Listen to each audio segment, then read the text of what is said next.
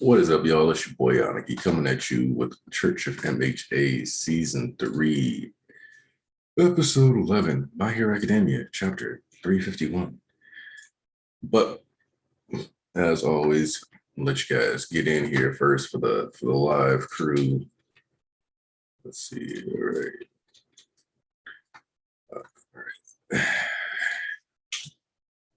Three.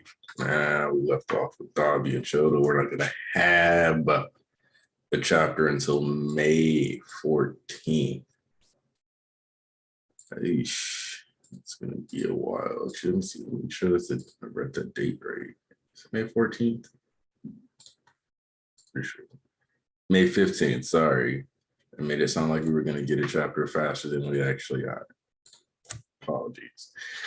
All right, let's see. File in. No, it's gonna.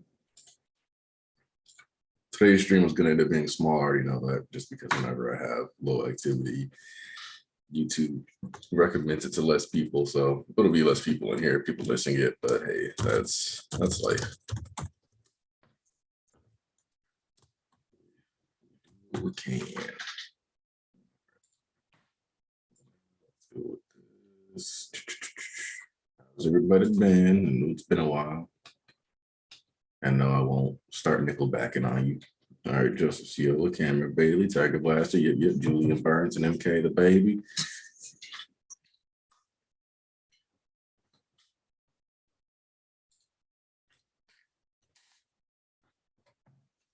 Literally and figuratively through fire. Okay. Let's see.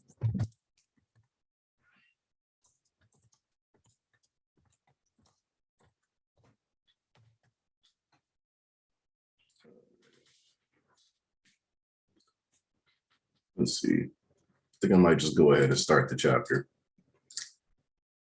especially since Gap streams always have take way too long to really get rolling. So we'll go ahead and start right away. Figure let's do that. All right, 351.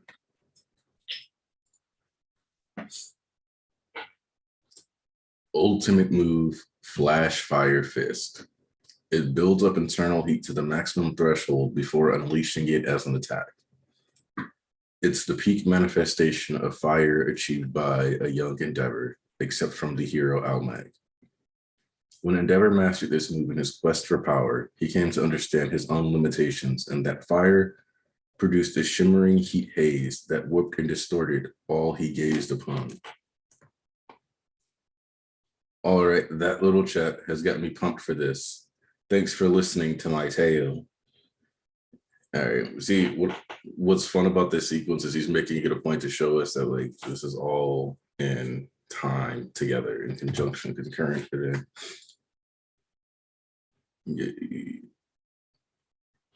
Yay, Thomas is here. All right, my people. So, and East, all right. Which did, all right, he's faster than me at raising temperatures.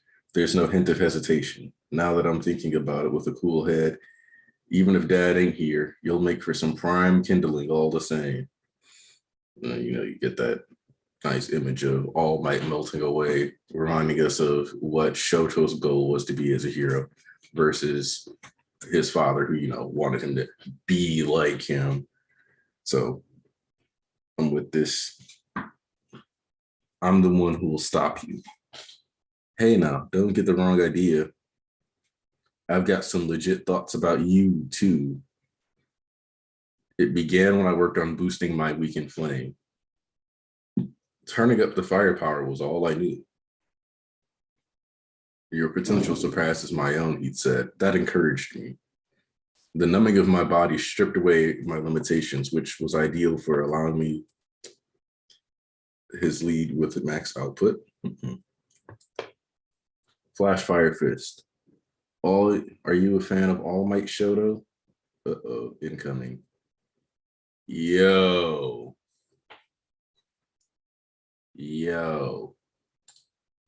I'm gonna be real with you. Endeavor gotta be shaking, crying, and throwing up, knowing that the coldest hell spider that will ever be in this series is not his. Like Endeavor is never gonna do a hell spider this raw. Jeez. What the? Rory came back on demon time with his art. This man is not playing. Is that Endeavor's move? So much thicker though, and so haphazard. Oh no, Todoroki. Ready yet, Shoto? Let's see. So we got Bergen, Oligo, and Hito all helping deflect it. I am. Oh. W coming up behind him with the man with the not the fish eye, not the fish lens on the panel. Come on now. What we doing? What we doing? We putting respect on Dobby's speed, but we working the camera like this. Fast. That spider was a smoke screen. One thing I just gotta ask Shoto, what was the look on your face? Man hit him with an actual flash fire fist, just straight jawed Shoto in the face. I love this. While you were holed up at UA with all those scared little civilians, son of Endeavor, brother of Dobby, calamity incarnate, concentrated down into a boy-sized package. Awful brazen of you, Shoto. Awful. Let's see, Shoto. Burns coming in. That's more firepower than even Endeavor can boast. But if he keeps the heat dialed up like that, blessed with the ideal body and ushered into a place where you could shine bright, but still you depend on everyone else. The boy born with everything, but you sure don't capitalize on it. No one's willing to say it to your face, so allow me. You're a feckless, half-baked puppet. You'll never make a damn thing of yourself. Jet. Oh, man. I ain't seen Shuttle get his ass beat like this since joint training. Man, listen. The spider was meant to shred. Ain't no, hey, sometimes your distractions are lethal. It's like when you fire a warning shot. Yeah, I aimed it at your leg, but that, like it could hit your femoral artery, but it also might not. So warning shot, like it is what it is, like it'd be like that sometimes. As a wise adage of the hood. He sends Shoto into the building, which I like the effect that the glass is being like molten. You can tell the glass is really buckling under that heat, melting down. You're not wrong about me. I took the long way around and was full of doubt, all the while a half-baked dummy. That's me. He neutralized the heat. Here I thought you were only focusing on Dad. But no. You were nice enough to take a close look at me too. Glad to know it. Uh-oh. First off, I like the fact that, so one of the things that I've always liked about My Hero, even though it is one of those things that I know a lot of people don't like, is that the way the damage actually adds on pretty quick if you take some real shots here.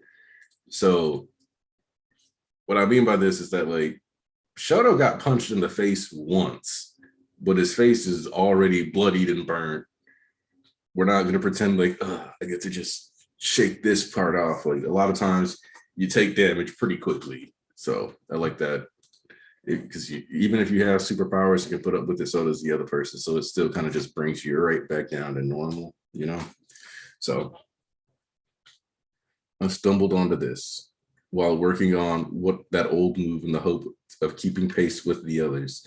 And we even get the flashback to Tetsu folded them. See, look at that. And then Flash Fire. I turned Flash Fire into something more. Now it's a move made to stop you. Shoto, let's reconsider which teams we're on.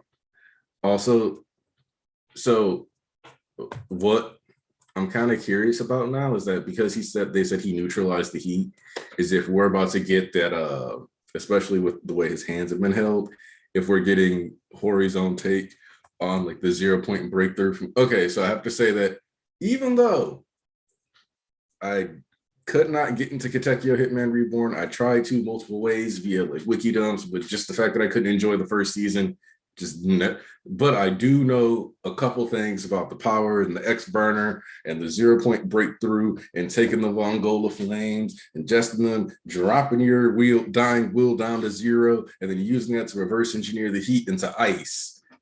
And that kind of feels like what we're about to get here with Shoto's move. Yep. See, I'm glad somebody noticed the shirt. Thank you. I'm a little sad it took this long before somebody mentioned it, but especially for what this chapter is, it's just perfect. Let's reconsider which teams were on. Then what about All for One? Out of the remaining heroes, you're the only one with any hope of opposing him. Just as Midoriya has to face Shigaraki.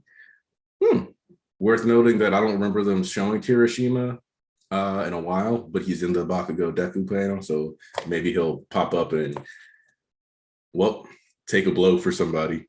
I've just got the right power set up to go against Toya. More than that, it's what I want. That should be my duty. We're doing this together, remember? Everyone's got their part to play. And together, we'll stop Toya and the rest of the villains. I may be your half-baked little brother, but let me say this. Dad was a madman and our family was screwed up. But when you burned all those people to death, that was your choice. You're not taking any more innocent lives. His little masterpiece. Flash fire. Man, just aim all your rage at us. Flash fire fist phosphor. So, I'm going to be honest with you. First off, seeing him utilize his vest and have that be a thing where he like channels his fire across it, brilliant. Shoto incorporating his flames into his ice attack. Finally. One of the weird things that I wanted, but I was like, it could end up not happening, because I could see it not happening just because it would be not too in line with what actually goes down here. But finally, because when you know how Kaminari was like, oh, I want an electricity sword, yeah. Then I was like, man, pretty tight if, Shoto was like, look at me with my icy sword, and then light my icy sword on fire. And part of me has always thought about this because my hero scans are famously terrible if you follow this channel. You need to understand, I caught up on MHA back in 2017, 2016, like early 2017. Season 2 wasn't out yet. Hold up. Had to sneeze. I got caught up back then. And there were scans back then that during the sports festival, when Deku was fighting Shoto, had Deku say that Shoto had put his fire inside of his ice. I don't know why they did that. I don't know what they was just making stuff up, making Shoto's powers seem way more extreme than they were at the time. But now, that poorly translated chapter, that poorly handled inaccurate misinformation, don't worry about it, Tyler, has finally been allowed to be incorporated into and actually able to happen. And I'm just glad, because it's like the ultimate sign of his powers, because we've talked about this. Like, does Shoto actually have half hot, half cold, or is that just how he uses his powers because he's been so focused on, well, this is my mom's side and this is my dad's side, I'm Batman, like, what's really going on there? And for him to be able to transfer the fire over and have that spread across his body leads me to believe that now he's just got fire and ice powers, and over time, especially let's say 10 years from now, Shoto's going to be somebody who's utilizing multiple, like both sides, fire, ice coming from wherever, not being so restricted, which I also think is kind of funny that he's with Ida here because, the whole lesson that Ida got when he was doing all this stuff was a looser approach. So him all of a sudden having a less restricted view on the approach to, and I shouldn't say all of a sudden because this is what his entire character arc as far as his interaction with his quirk has been throughout these series. But now that he's finally embracing it and letting it actually be his, we see fire on the right side, fire on the hand associated with his mother, the joining of the two. So let's see. Okay. Dobby dialogue. If I should have got some cool dialogue too, more like Dobby sneeze to keep in the theme with the. This chapter is a huge fan for everyone who's been invested in the Todoroki family drama.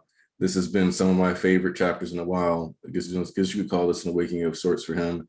I want to see how cold Shoto could get. I really like this person's effective just because half hot, half cold shows Shoto's rigid worldview and the device between him, combining the two to show his mental growth on many levels. Phosphor, less than jet burn, Dobby, phosphorus burns hotter. He's finally, exactly. And I heard somebody, so who's that? Bishop Tarnish. Oh, Bishop Tarnish. Dobby season.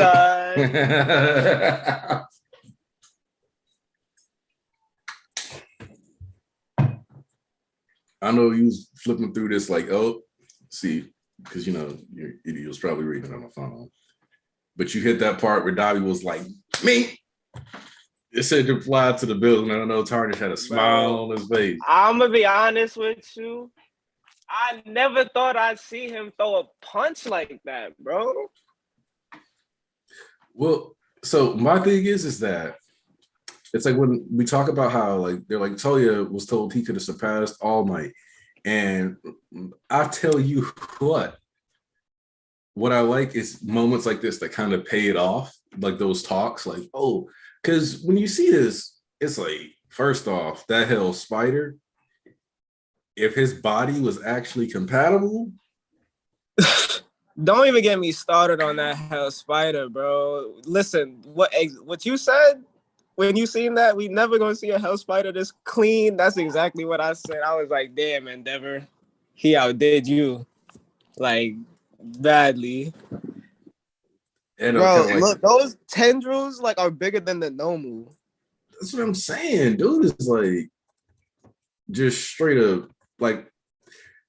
And what's funny is that like I wasn't expecting the Dobby and Shoto fight to be one that had really like solid, like any kind of solid hand to hand. I thought they were gonna end up like pie plating each other to death, just dropping and spamming giant AoEs. But no, I knew Shoto was gonna try to get like up close and personal, but Dobby is more of like a sit back and let. But nah, he was in the mix with it. You see that speed? Like I never thought he could move that fast either. Yeah, no, bro. Like he never expected him to be competent. Man, nah, I knew that man was nice. I always knew that man. I'm reading the chat. I'm reading the chat. These fighting skills. Oh my god, man! You already know what time it is.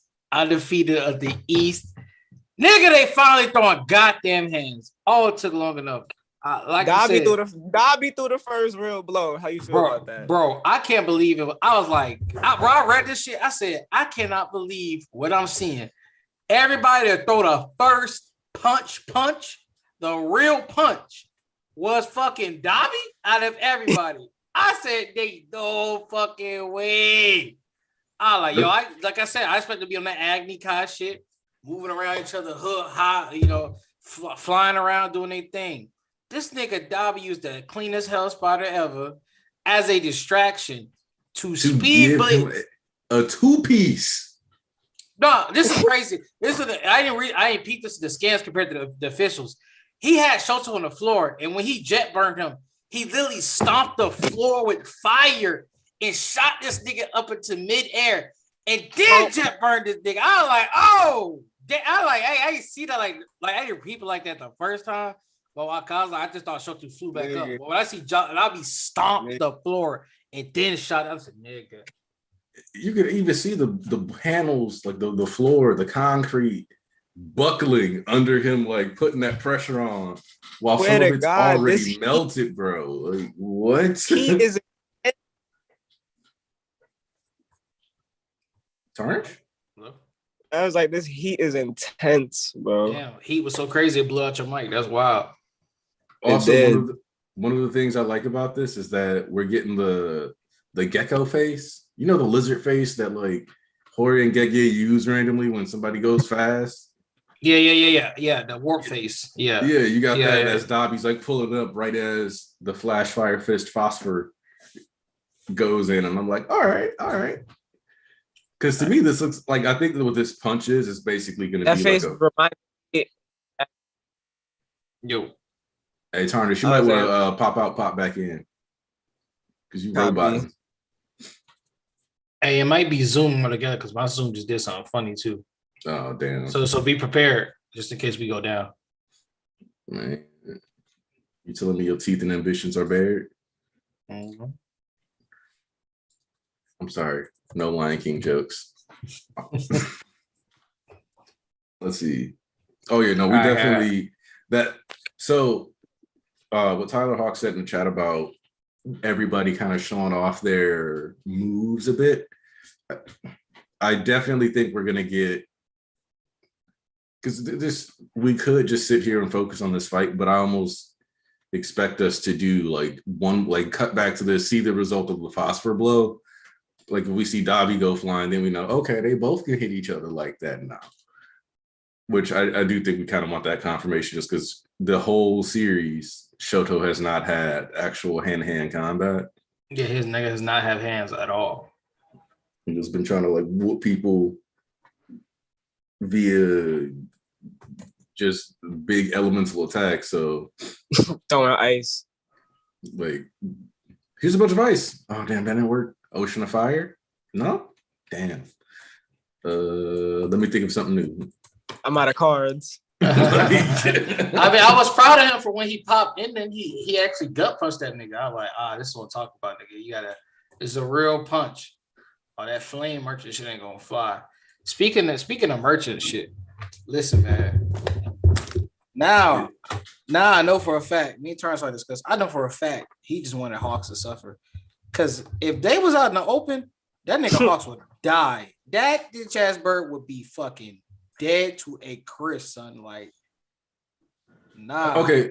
Because he had the whole back. Not only Hawks, but J10 too. Oh my God, he would have been. He really held back by far. My thing is that he's so gated by his psyche. Because if you think, like, if he had just been like, let me pull up on Gatan real quick and just did one brief moment in the air, he probably could have just pulled up on him.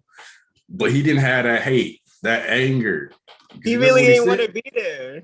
Like, that's what I'm telling you. Didn't have the emotional investment to whoop ass enough. That's why. The closest he got to getting that way with J10 was when he was like, "Oh, we're gonna have the world ruled by power," and then there was that small panel of Dobby getting a little heated, and then he got more serious after that. Yeah, part of me theorized that Dobby pulled out some of these moves, and that's why we didn't see them. Like, why we don't get to see that fight. And it was purposely like Hori keeping Dobby's moves away. But if you look at it from that angle, that makes Gatan look real nice.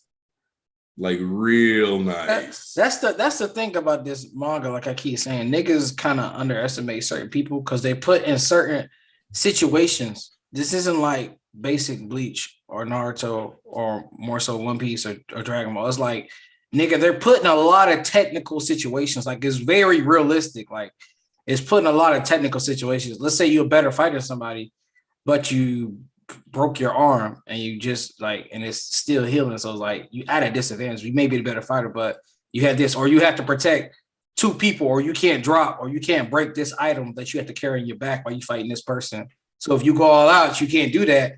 but this person can go out if they want to because their only aim is to take you out. But you have to fight this person, protect this item, this fragile item not to break. There's conditions that always go with it, but niggas love to just slam. Nah, the perfect one in MHA is how heroes don't kill. Like Exactly. you literally fighting to capture versus a villain trying to kill you.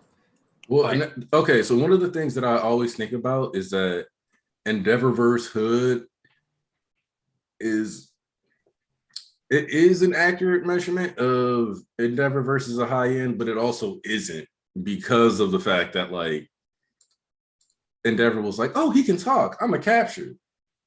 Yeah, his aim wasn't to kill that because, bro, fire is not fire is like exactly Mega. That's why Redemption lost Tokyo. He didn't have no fucking legs. Facing a full body Ragnarok in the darkest tunnel, you ain't got no legs. That's not on him. Like the fuck. But back to Endeavor, it's like nigga, he was not trying to like fire is not something you use to capture somebody. That's a weapon of choice you use to kill somebody. If you gave me a bunch of powers and say, all right, go capture these group of people for me, I'm most likely not gonna use fire, nigga, to go capture some people. I'm gonna roast your ass live. Like that's not the power I would think. Like, oh yeah, this is definitely gonna be a good ability to use to catch people. No, I'm aiming to like fuck shit up and everybody up. So for him to be like, all right, I gotta catch this nigga. Basically, I gotta hold back. And he's talking. I need information from it because we have no idea what the fuck the League of Villains are even fucking doing. So of course he holding back. But then once he got serious, he did the extra boot because he already wasted a shit ton of energy. He already burnt himself out trying to go hard real quick. Like, man. And one of the things that I've been meaning to point out for a while now, have you noticed how DBZ Dobby attacks large neuron?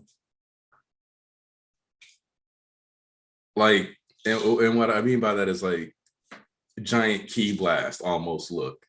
Because like when you look at his aura and the way it like, yeah, I know what you're saying. Yo, when I seen his first jet burn in the war, that was a Kamehameha. Yeah. Dead ass. Like because it literally like shot the ball with the beam, connected it, and that's the same thing you got here, like that big base, and then that's exactly what it reminded me of. It reminded me. That's why I was so gassed when I saw that shit. Like this reminded me of Teen Gohan blasted the nigga real quick. Blasted fucking what's that nigga name? Not Bojack, but So. No, it wasn't Cell, but it was another nigga from the movie. Oh no, I think Gohan did fight. I think his name was Bojack. Okay, yeah, that nigga Bojack, that green pirate nigga with the fucking hat. Yeah, the only other person I could think of is either Broly or Hachiak. Thinking of. Yeah, that nigga with I know who I'm talking about. Because you talk about the tournament where because that's the one where Future Trunks is in a tournament in the world of the living because all movies like in DBZ take place during the weirdest points in the timeline. Because they'll just drop one in the middle of it where canonically, like a lot of those movies take place during the Cell games. Well, yeah, we got to talk about this today. How I got to give it to Horikoshi because I really wasn't, you know what I'm saying? I don't know why I felt this way, but I wasn't really sure about how this fight was going to go without Endeavor, but it's going perfectly right now. Like the way they're talking to each other, the combat, like Endeavor, maybe he really didn't need to be here. We'll see in the end. Well, one of the funny things about that is that a lot of us have said that, Endeavor as a character has kind of swallowed up, Toya or Shoto, and that in a lot of ways that like when people look at these characters, they just kind of see Endeavor because they love Endeavor so much, or like they have so much more focus on who Endeavor is as a person. So I think us getting this moment where people are like, oh, they really didn't need Endeavor. One, I actually think that's kind of a bad sign for Endeavor as a character, like as far as what his future is, because if part of the point of this is that Shoto or Dabi didn't need Endeavor, but they could have been there for each other, then the main takeaway from this is going to be the obsolescence of Endeavor. So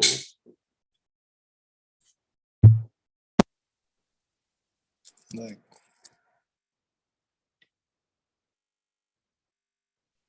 Calamity Incarnate concentrated down into a boy-sized package.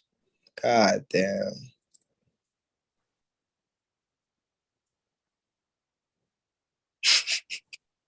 That shit was sick. Shit talking, shit talking. The Had shit some talking. soda for my girl. The She shit got long talking. ass nails. Bro, I be doing that to my homegirl at work. And fucking long nails. I'm like, she be like, can you open this? Or she be getting her car stuck at the gas station. I'm like, bro, come on, man.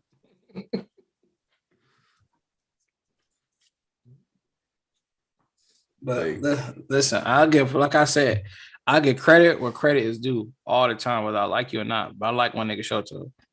I'm proud of that nigga for two reasons. No, I'm proud of that nigga for two reasons. One,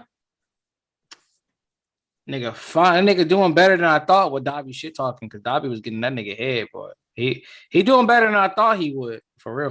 I'm proud of him. He holding stronger than I thought he would. He kind of lost it at the end. Yeah, he kind of lost it at the end, but I'm proud of him for the most part, you know. But this is my second thing before we get to this thing.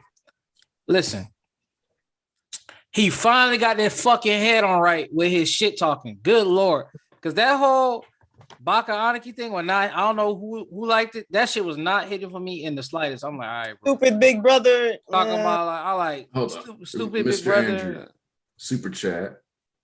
Still have zero interest in AFO versus Endeavor fight, TBH. Would rather have Endeavor be in this fight than see Endeavor beat AFO. I personally don't think Endeavor is beating AFO. Honestly, that's just the whole. Honestly, I don't think so either. But at the same time, if that's the case, then I don't know what we're about to see in that fight.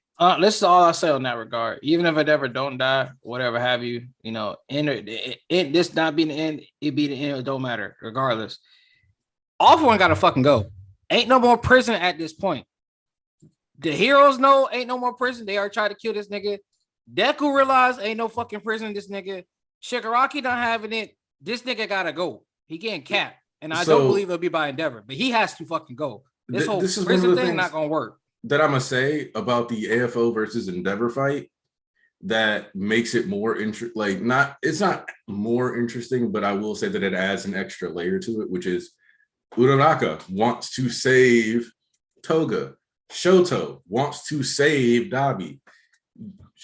Deku would love to save Shigaraki. All three are willing to beat that ass, but they prefer to just save you. The Endeavor versus AFO battlefield is the only battlefield where there is zero desire to save.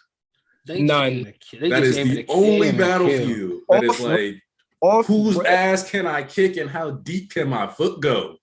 Listen, Andrew, you ain't got no personal investment, but that's that to each their own. I ain't got no emotional investment. I'm trying to see fucking hands, nigga. All right, that's what I've been waiting. Kick it. I want to see if he's still kicking. That's what I'm saying. Like, I don't give a fuck about all that, like, you know, emotional shit. That lies on three battlefields. That'd be Deku versus Shigaraki, Toga, Otsuka, and Dabi and Shota. That's where that emotional shit go. That's why we had to do all the setup.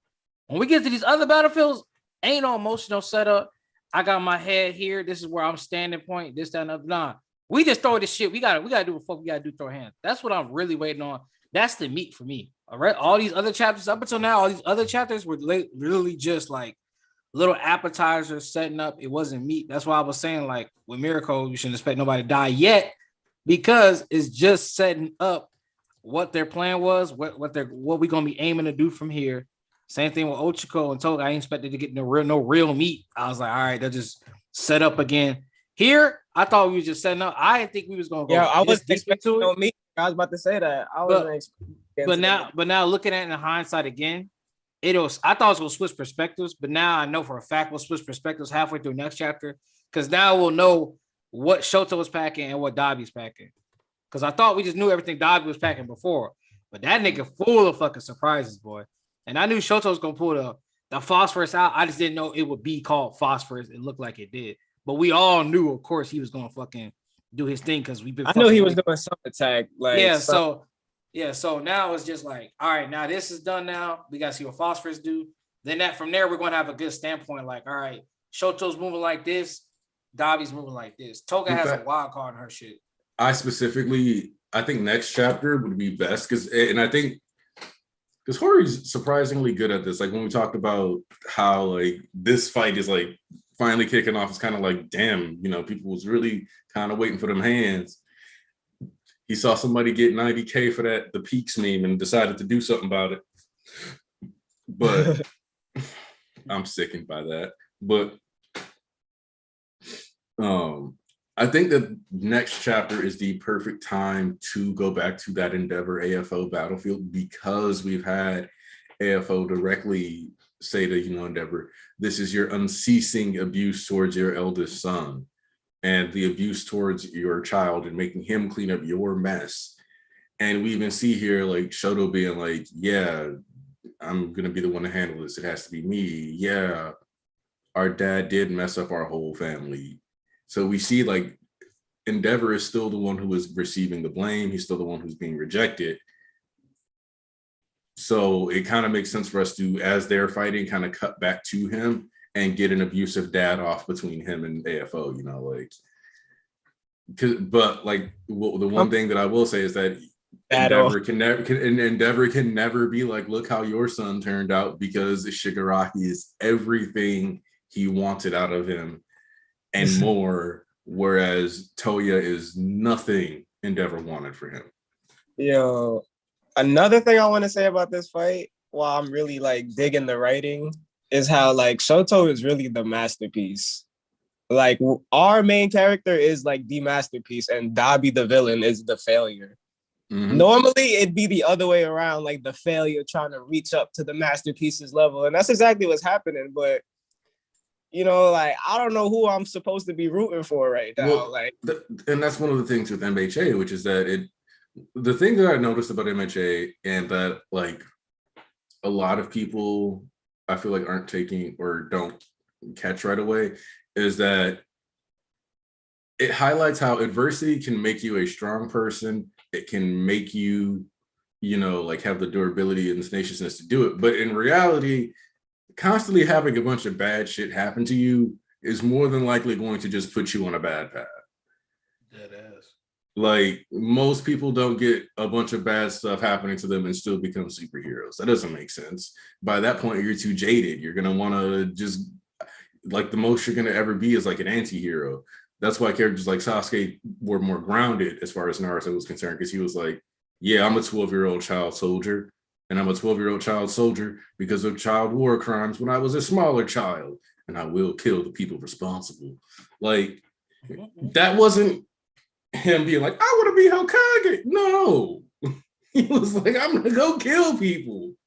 That's usually how this works. I'm pretty sure if I met some nigga who, I'm pretty sure IRL, if I met some nigga who had his whole family killed, was an orphan, only his brother is alive, and he like one of the biggest terrorist groups ever, and I still gotta become a fucking child soldier, pretty sure that nigga not gonna be smiling and cheesing and like, nah, nigga, that's not how real life works. So yeah, like part of the reason why Shoto and like Deku and Bakugo and all of them can be heroes or have an easier time sticking to being a hero is that, yes, a lot of the stuff that makes, like a lot of the bad stuff in their life can be directly traced to villains, whereas villains, the issues in their home lives are directly, or their lives are directly traced back to their family, the government systems, all that other stuff directly. So it's like, if you don't have that alienation, it's a lot easier to uphold those like kinds of ideals. And I think that's kind of the contrast painted between the heroes and the villains, which is that people who are blessed by the system will always be more supportive of it than those who are rejected and cursed by it.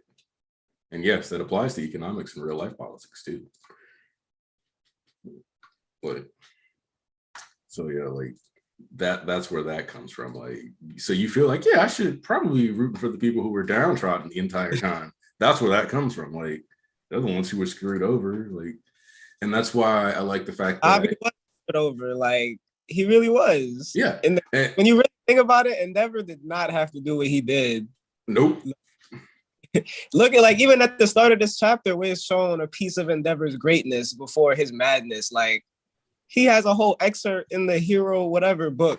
Like, he has the greatest fire move of all time. You were already a legend.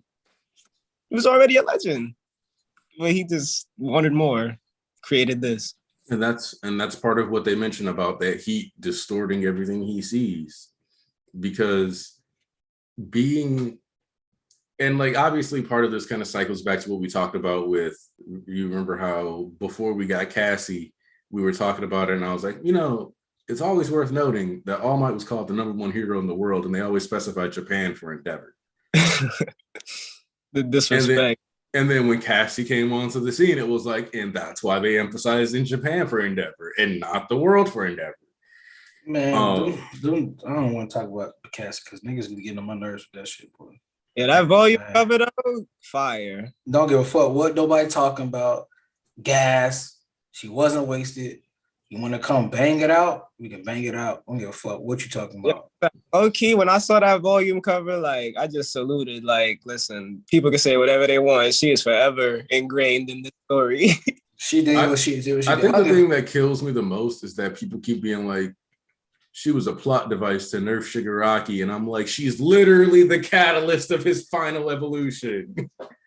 If she hadn't done that to him, I don't think he would be as far along as he is now. Because it was once she basically gave him a fucking allergy attack, and he was laying there with his body freaking out, effectively dealing with an autoimmune disorder, where AFO was like, he's passing Quirk Singularity. She was the catalyst to make Shigaraki complete, not to nerf him.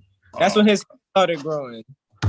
Like, yeah. Speaking of, them niggas goofy. I don't give a fuck how you feel about, maybe I didn't feel a sense of urgency, or she just a plot device, or how she was handled. But you say she was meaningless or the fight was pointless, you're full of shit. Pull up and fight me about it, because you full of shit. Now, how she was written, how you feel about it being a plot device, that's a different story. That's not what the fuck I'm talking about. I'm talking about her having a point to the story and niggas literally saying within the story, officially written by the author himself, her sacrifice was not in vain by her niggas. Then All Might says she gave us an extension of a couple of days to come up with this plan, which gave them the time to find out about Aoyama, which gave them Aoyama the time to change back and betray Off One, which gave them the chance to actually do something, because initiate this whole shit. Exactly. So imagine how imagine had there not been enough time to honestly, he would have woke up in a few days and it'd have been game over. And honestly, what would have actually fucking happened was they would have pulled this nigga, they would have pulled Deku to the side. There wouldn't have been no flip back on the trick, because everybody was trained. That's why Hakaguri left a little bit. There wouldn't have been no time for that. They would just like, there wouldn't have been no time for everybody training, getting geared up. He would have lured Deku to the side, off of him, and then off one would have pulled up with a full prime Shigaraki, and all those niggas you saw in that panel like 7 chapters ago, when everybody each side class wouldn't have been the same. It would have just been Deku. It would have been Deku by himself versus 1% Shigaraki and everybody else. He really wanted to jump him. Dead ass, like he wanted to jump that nigga, bro. Like he was trying to make sure, yeah, nigga, I'm gonna make sure you ain't got no way in hell. It's like, nah. It's random, but I clicked over to the Undead Unluck chapter, and the color page, instead of being the typical popularity poll, is basically the top 3 couples in the series. That nigga Tezuka funny, boy. The top 3 couples. I only know 3 couples, so I'm interested to see what the fuck he got planned. I only know like three couples. Like no, there's 4. There's 4 couples, I could say. I'm interested to see that. Yeah, yep, exactly too, Tyler. Cassie jumping the gun, the reason why nobody else showed their ass up. Yeah, like everything Cassie did by all rights made stuff harder for the heroes outside of getting them data. That's it. Nothing else. Yo, East. Yeah, we gotta get Aniki in on this hype. All right, so we're gonna, talk about this again. If all the villains were together, nigga, the heroes, like, listen, this happened confirmed it for me even more. Look at Dabi. If he was fighting for Shigaraki side by side, they wouldn't have known what they would have been boxing everybody left to right. And then Toga with Sadman's parade sprinkled in. with all this. Spinner coked up and juiced up on nigga. Stop. So here's the thing, right? Is that I saw like one of my like older discussions just because I was looking at like old conversations I had in BEA a while back, just because I was like, when did I mention this? And I was looking for like villain tournament arc stuff because I remember that's what I was talking about before in BA. And I was like, no, we're gonna get a villain tournament arc. Because somebody was like, I don't know if my hero has enough plot left back in 2018. 2019, and so 3 years later, we still got too much shit to cover. Yeah, so we were talking about that or whatever, but it's like all these like Dabi, these villains don't work together partially because their quirks are so dangerous. They're kind of like Toya is kind of like provisional license Shoto, where he was like, yeah, I'm gonna go do this because my powers don't even work next to my allies like that. So, and it's not like he could really afford to be doing a tiny blast anyway. Because if he's getting burned either way, then he might as well just. Nah, he aired that bitch the fuck out, boy. Like for real. But how that all together, bro, and they like really coordinated their attacks. Because Shigaraki, he don't even got to worry about that no more. He got regen and all these different body parts he could grow. He could help Dabi fight. Like, imagine Shigaraki's the first one to pull up on everybody. Like, he's the nigga that could, like, flash step. Like, you've seen how fast he moves. So he could be in front of, like, 5 people at once. So imagine him and Toga hit the cripple or damn near kill everybody. And then, like, they popping up and they stab multiple people. And then you got, like, all right, now let's move back out the way. And then you just got Dabi. All right, everybody, all these 20 heroes that we just injured in an instant. Hey, Dabi, let loose. Ain't nobody dodging that hell spider.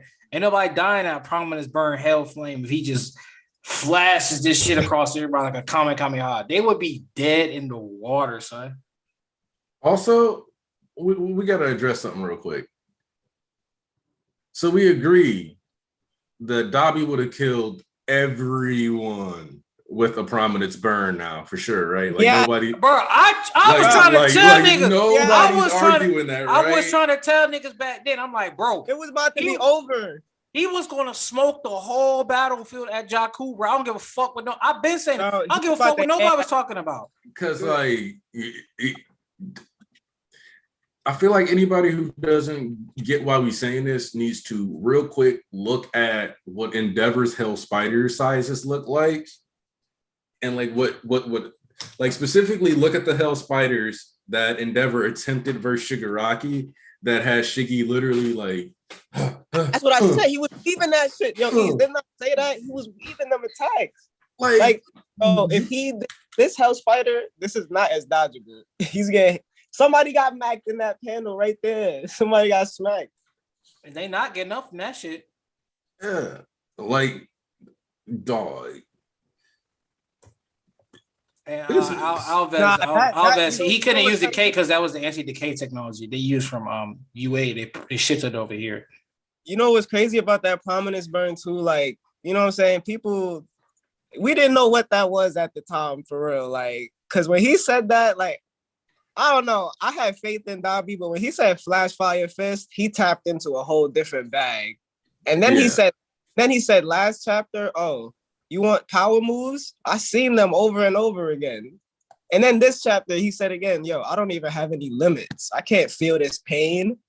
So he's like at max power right now, just wilding. In the war, he could have did the same exact thing. This Prominence Burn, all out, full power. And one of the things that I always say people don't properly contextualize about MVA is that part of why Dabi didn't want to, the main reason, because people are like, oh, his fire didn't work on Makia. And it's like, no, Makia doesn't feel pain. And the manga specifically, you can see char marks. It does impact him. It just doesn't matter because he doesn't register the pain properly. But Dabi, if Dabi had wanted to fight and train with Giganto Makia, he would have had to avoid his quirk most of the time. And they were fighting in the forest, not you think about it, nigga. You can't use that in the forest. Similarly, this is also why it was good training for Shiggy, because if he wants to tame this beast, he can't use decay on it. If I decay your leg off, you're not gonna be running through the city like the Maki was doing. Exactly. If he had decayed one of his arms off to prove a point, then he's not flinging buildings. And like when you look back at the Makia path, there's a couple chapters where you can see cars sitting on the top of a building because dude just flung it and it just whoo ricocheted off something else. Like I was but Tyler, boy, she had them measurements. It's a wrap. Alves, they had anti-decay technology for a fact. There's no ifs, ands, or buts about it. At the meeting spot of All For One, where they tricked Aoyama and Deku triggered All For One, they had anti-decay technology right there. They had cages there too. Yeah, there was literally a trap set there. That's where they met, that meeting location. That's why they had the little fucking like balls pop up, and that's why Shigaraki touched the ground and then knew something was weird, and then he was like, "Yo, Dabi." They was already coordinating their attacks. Exactly. So that's all it really was. Like they been had anti-decay technology. Working Dabi, throw some heat, and if Shoto ain't come out that portal, he would have smoked. He would have smoked hella niggas, boy. Because he seen Endeavor at that point too. He was like, "I'm gonna kill everybody else, and then you after." Yeah, he was like, "I know you can handle this heat." Hey, Aniki, are we letting a few special guests in? Or are we going to just run this for another 20? Special guests are fine. All right. Special guests. Yeah, you know who to send it to then. Oh, wait. Who hit you up? No, I'm just saying, because it's just been us for like the past like 4 weeks at this, 3-4 weeks at this point. Oh, yeah. 3-4 episodes at this point. I want to give people some more, I can think of a couple people. Yeah. So if you've been on here before, you most likely getting a fucking link to come on and talk your shit. If you like one and we know you're a regular in the chat, you can always ask. I'm pretty sure we'd be much obliged. If we know you though. For sure. Let's see. We know most of y'all. We fuck with most of y'all. I know most of y'all. So quick sidetrack. Is Ida gonna get himself killed? So I'm not gonna say that Ida's life isn't in danger because he's kind of at one of the of the people who are on the battlefield. Ida isn't necessarily, unqualified. It's just that he's got the least convenient matchup, except not counting maybe Bakugo versus Shigaraki.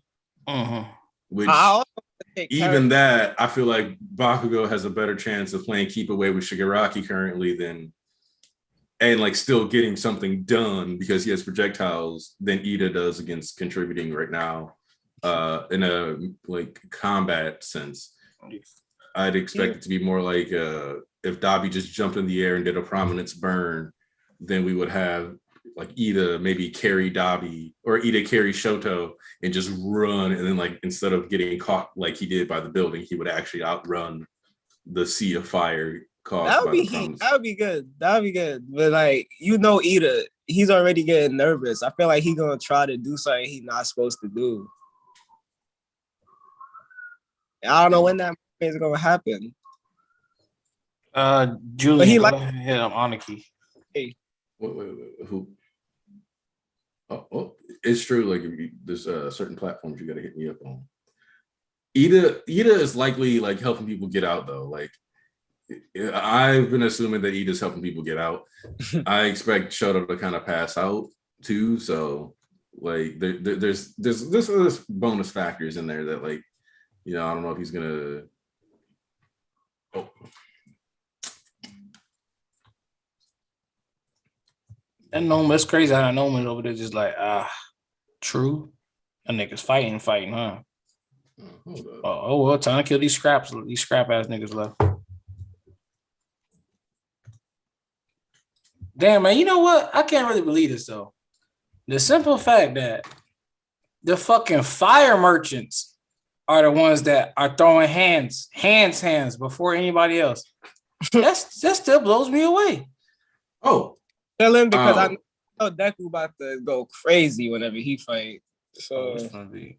I can't wait until Shigaraki somehow get that bullshit ass tech down and he stop that nonsense so he can actually And not just punch somebody. I need Shigaraki to punch somebody again. It's been a minute since he really knocked the nigga. Look, we don't need Shigaraki punching anybody because the last time it led to one of the weirdest plots in My Hero, and we still don't have the answer to it. Just punch that nigga in the face. That's it. Send that nigga flying. Right now, no quirk. Just punch somebody in the face. Send that nigga flying. Man, I kind of want. Is it bad that I want Shigaraki to put Genus in a hole? Nah, he gotta go. Like Not at all. Me and Torrance was talking about this. Every single chapter that passes with Dabi, the numbers that Shigaraki gonna have to put on the board is actually quite insane. The fact that Dabi like finally got the respect he deserves, like narratively and like, you know what I'm saying, combat wise, like, because he's the one person that got away from All For One. Like, he a special dude. Like, he's made a big jump. The jump Shigaraki gonna have to make to compete right now is actually quite fucking insane. Like, nah, it's quite insane what Shigaraki can do to Steve. Like, yo, Dabi's the best villain in the final act so far. For this act in particular. Mm-hmm. Oh, Dabi being one of the best to the best villain is 100% justified.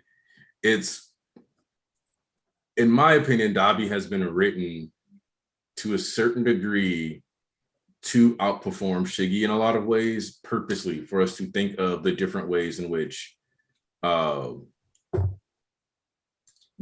or like as a villain. That's why when they say that boy might have been born with everything, I'm like, yeah, everything he needed to be a good villain. He had the passion, the anger, the drive, and a highly destructive quirk, as well as the intellect to put together the strategies and utilize these things, pay attention to sociology and like those kinds of principles, and then go around and actually apply them. It's like when Dabi is one of those characters that it seems like he's doing empty crap talk a lot for a lot of people, but then you realize that like Dabi was the character who kind of spelled out the villain's mission truly. He did.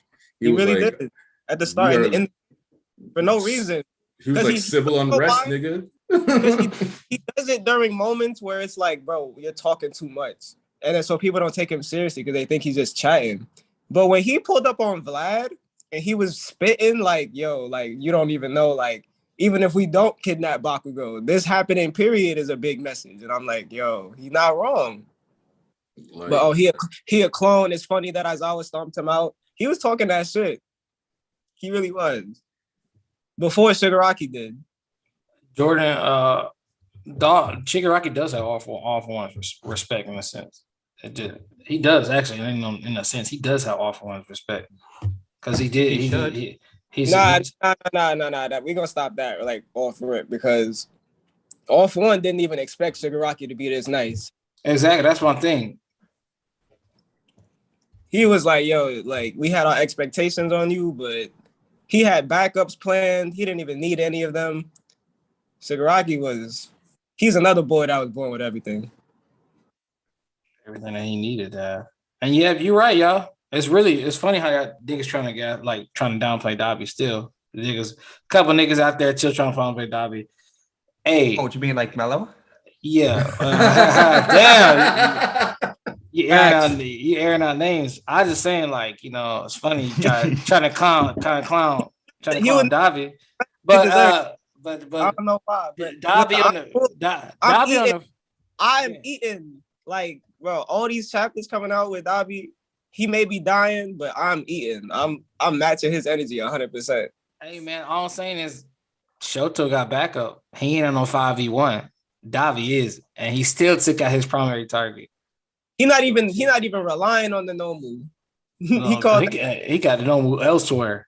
He called that shit a pawn. Okay, so my thing about this is like, because I just saw Vogue tweeted out like, or I think it was Vogue, he was like, he has to have a sock puppet account because like Dabi is coming at Shoto like the way that people on Twitter describe the heroes, but Shoto. It's interesting to think that, like, from Dabi's perspective, and this is another one of those it's Endeavor's fault moments. from Dabi's perspective, everything Shoto was doing is because he's being the puppet that Endeavor wants him to be. Oh, exactly. From his perspective, he's the perfect masterpiece that he always wanted. By his side in the heat of battle, in moments, taking on the burden for him. Like, he is the puppet. And Dabi, so like, but Dabi doesn't understand that he just destroyed the symbol of the hero that Shoto strove to be like the most. And that's what I kind of find ironic about this whole thing. He's like, I'm destroying your symbol. I'm doing all this, but this is what I think of you. And this is where I think your brain is. And it's kind of sad that he didn't even consider maybe the reason why Shoto was so reluctant to use his fire is because he's rejected dad. He didn't even consider that. And I'm positive Dabi would have watched the sports festival too. He definitely watched the sports festival.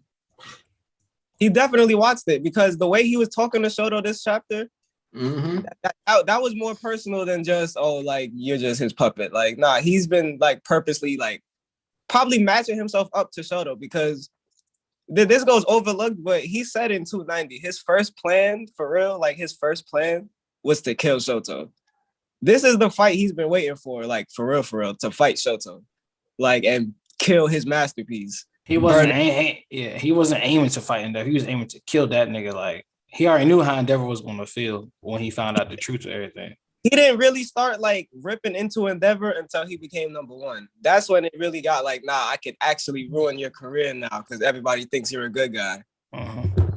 Well, and that's what's funny is that like low-key Dabi could have done this before and it would have still hurt Endeavor's career. And that's the thing is that Dabi, as much as Dabi says he wants to just finish Endeavor's career and he's just like he's primarily mad at Endeavor and Heroes, he's mad at all of society. Because when he came home and he was crying, he talked about how the kids at school wanted to be heroes. Because like Endeavor's like, oh, come on, you can make friends, you can be somebody else. And he's like, all the people that I would be friends with would be encouraging me to be what you're telling me not to be. And you know what's funny about that shit too? Is that all you gotta do is look at every point where his character, every point where his character is at, and it's just like it's funny because it's like, this nigga already talked about all these heroes have skeletons in their closet, and that panel to this day is one of the craziest panels ever. And I can't wait. I won't say anything about it being animated because you know I don't know how that's gonna go. But as far as where it stands in the manga, him actually narrating and talking about all these niggas got skeletons in their closet. Stop turning open your eyes. They all got fucking. He was spitting bars like dead ass, and it just had the panel of the heroes processed like everywhere, propagated like. I was just in volume 30. It was so beautiful. The nigga said I couldn't let it stand. He was like a madman on that video. Exactly, and then and then it's like it's funny because it's like. And if you look back at NBA, it was like you just out there burning people. You didn't really do much either. And he's like these niggas ain't got no ambition. Another thing about Dabi too that really got cemented recently, like this is all him. Like everything he is all himself. Like it's not no manipulation, nobody, like nothing. Like he chose to be this way. And Shoto reminded him of that this chapter. Was like, you did that. You wanted this, all of this to happen. So much hatred. Like, and then also, I gotta keep it real with y'all. I've been reading Undead Unluck. This shit about to hurt. Oh yeah, because that they was twisting too much goddamn last chapter, man. Them niggas were twisting back and forth. Bro, what's good with y'all niggas? This is pain incoming everywhere.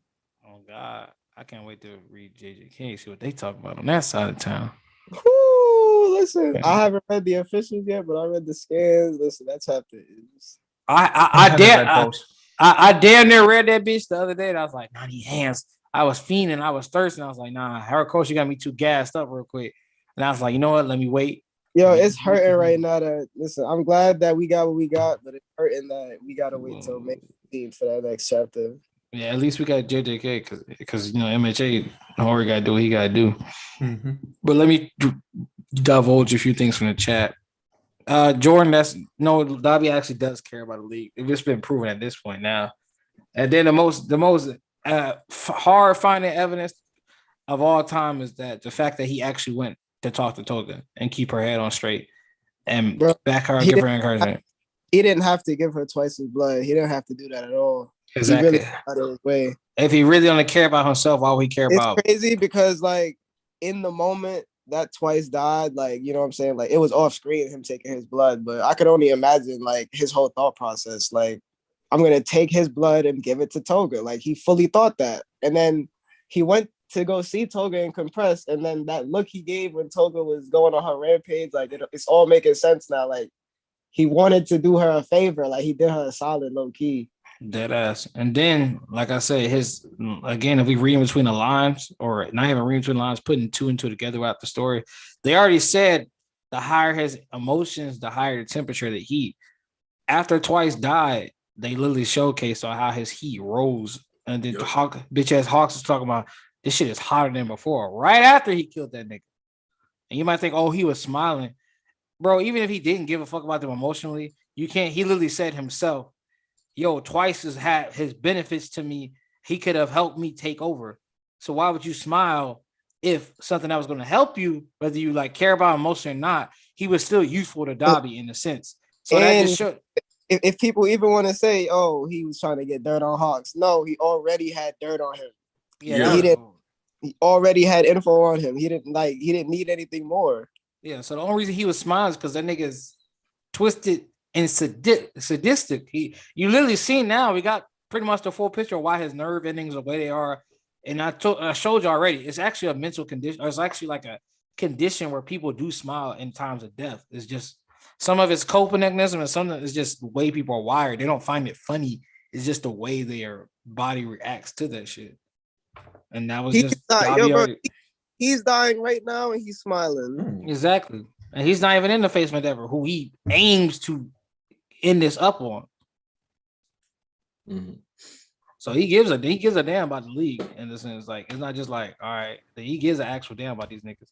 Because even if that, he was like, all right, I don't care about these niggas. First thing he go do is say, yo, compress Toga, let's go blow this popsicle stand. And you can't say like, oh, well, there's nothing to really argue about that because he didn't throw anybody off to use them as pawns to make an escape for himself. Let's see.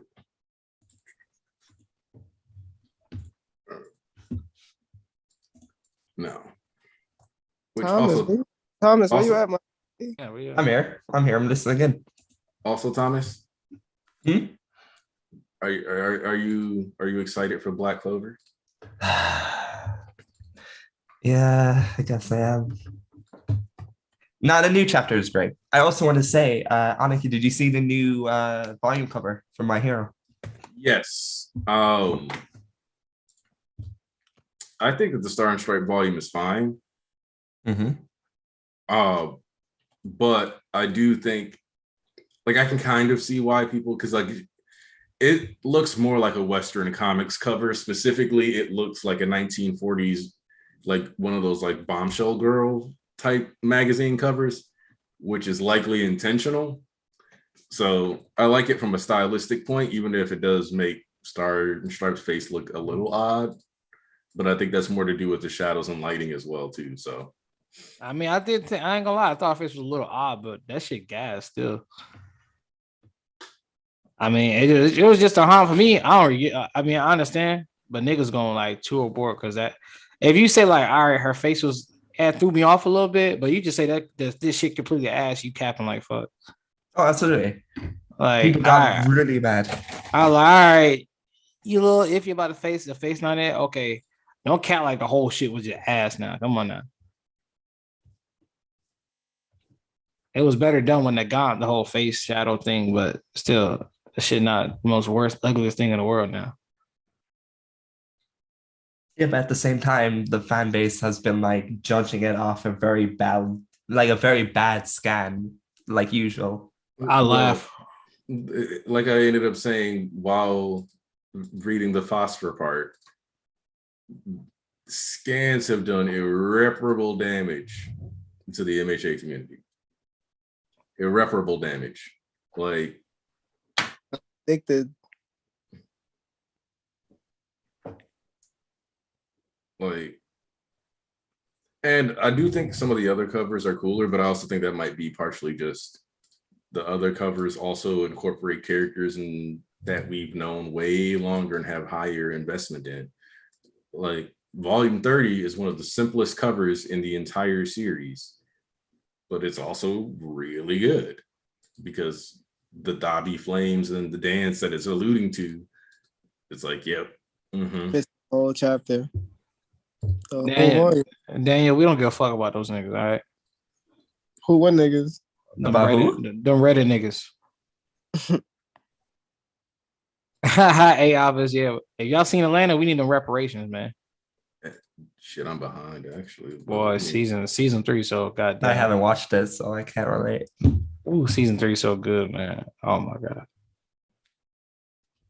Let's see. All right, she, where you at, man? I'm gonna need you to pull some Shadow the Hedgehog type shit. Where your chaos control at, nigga? Wait, who, where, what? Shooting, need Shigaraki can start shooting mega cannon beams at this bitch. He's slacking. Let's see. Shigaraki gonna whip his dick out, whip out a mega cannon beam. No, like, here's the thing: is that series like I understand reading the scans for a series like One Piece specifically because it is so huge that spoilers leak on like Tuesday. Yeah. Like you're doing a whole lot to avoid One Piece if you use social media and you ever mention One Piece. So that I understand, just because after a while it's like, bro, I can't even deal with all this shit. Like you gotta basically like have all the mute words in place. And even then you're probably like, there's no way to engage with One Piece fandom almost and not get spoiled unless you have the perfectly curated timeline. And even then, thanks to recommendations based on things you like, you're probably going to get stuck with it, especially because it's trending all the time. But MHA, nope. Don't do it. MHA, I feel like do it. Though. I feel like I can't avoid spoilers even if I wanted to. You can't.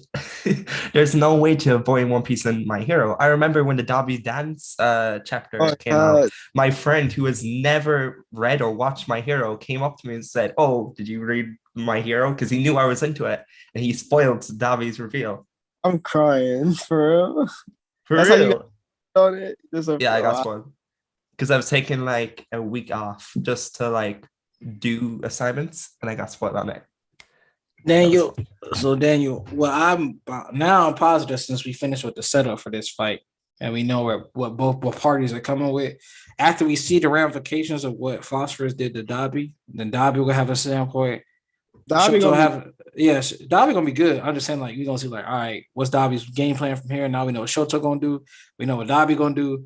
Then we'll switch. POVs, just like we did. Well, I think he might be fine because his body is a little more suited to ice. I mean, he gonna be good. Shit. I want to see if that's gonna come back into play, low key. Like, okay, well, the way I look at it is fire that's messing him up, but the ice is low. You know what I'm saying? It's kind of cooling his body down. Maybe like that would be interesting. The only damage you take it from the ice is because it's hard, and he's getting punched. Like, and even then, I kind of want to know: do y'all think Shoto gonna have Dobby flying like Dobby send him? Dobby might catch himself. Dobby definitely gonna catch himself. That's kind of how I feel about that. Where I'm like, damn, Shoto, you ain't even pumped the brakes a little. You know what? Because Dobby don't really seem scared to me either. Because while Shoto's coming at him, he's just thinking to himself, his little masterpiece. Like, you still not really paying him no mind. He's like, And I wouldn't be, and before we get to Jonas shit, I wouldn't even be like surprised if he was like, I figured eventually you do something like this. I was like, it's finally coming to your own. Maybe he started laughing. Listen, if the transition is Dobby like getting blasted on the floor and Shoto really does the damage, I'll be fine with that. And then Dobby started laughing, he started talking his shit still, and then we transition to Endeavor somehow. Oh my god, Dobby. Listen, I mean, no matter what you look at, Dobby ain't going outside right now, whatsoever. Like, Man, he going out with a fucking laugh. He's burning himself out, like Chris. Like what I'm gonna say is if Dobby actually does get punched into the ground, he's gonna do like in season 2 when Endeavor caught the civilian after throwing the fire spear into the girl's head, and then like uses the fire to cushion the blow, the landing as he like slides and melts the street. Because Dobby ain't just gonna fall and hit the ground. He's gonna do something like that. And it would be a really good mirror to that Endeavor scene, especially because part of the reason why like the flash fire fist idea and the compressed flames and stuff was derived off of that anime scene. Because Hori was like, actually, I do like that. And hence the jet stuff, because like the jet, because you remember he was like, I can carbonize these cells, and then he just like creates a super focused jet stream of fire back then. So Shoto's the first to create his own original flash fire move too. Oh, we were talking about that too. I'll go back to read your super chat and I'll say what I gotta say. Yeah, Jorono Giovanna comes through with a super chat saying, every time Hori writes a chapter centered around the Todoroki family subplot, it's 10 out of 10. Dobby, GOAT, we letting Hori cook. Shit. So what I was saying about that, right? So shout out to that. So what I was saying, right, was that wouldn't it be crazy if, because Shoto's learning his moves from he's learning how to balance a lot from Deku too, right? So I was like, wouldn't it be cool if so what if Dabi was like, oh, so you've learned stuff from your friends too, or how to balance. He's like, you're not the only one who have friends and stuff like that to learn how to balance it. And then we're talking about what if he uses like how Shigaraki does his decay, like he did Jakku, but what if Dabi does the same, but with his flames and he spreads it out through the floor, like he did like here, where he stomped and made Shoto fly, but in this time he just like puts his hand on like how Shigaraki be doing, and he's like lights the whole fucking field up with flames. Or like using moves from his friends too, like that. Now that you saying that, and now that I'm really thinking about it, like, isn't the way he pulled up on Shoto, don't he kind of look like Toga a little bit? How Toga be pulling up on people? Hey, you know what? Low key. I tell you, taking some hints from his peoples. Created a distraction, and then like the same way, like the little splash came and Toga vanished, he vanished, came behind Shoto. Oh man, my league. Bro. Thomas, you've been kind of quiet. I was about to I was ready to JJK because people were hyping that up. Okay. I didn't want to say that his head is in a daze right now. It is. I also don't want to cut into the conversation by accident. I also want to say that I do like the idea that Dabi mimics moves that his fellow league members do, like a flash fire fist, destruction burn, or something to mimic decay, which would be really cool. Like if he made it a point to straight up like create the carpet of flames on the ground. Yeah, exactly. That's what I'm saying. Like he touches it and lets it just spread. You really think about it, that's like an evolved version of Hell's Curtain. Yeah, pretty much. Like in the main expansion. Yep. Oh, is that what you just read? Yes. Yeah. So I like Hikari. Hold on. Relax. Hold on now. I already shouldn't have known he did the initial thing he did. But niggas on Twitter, no matter even if you on the most recluse part on your private, these niggas still don't know how to not run their damn mouth.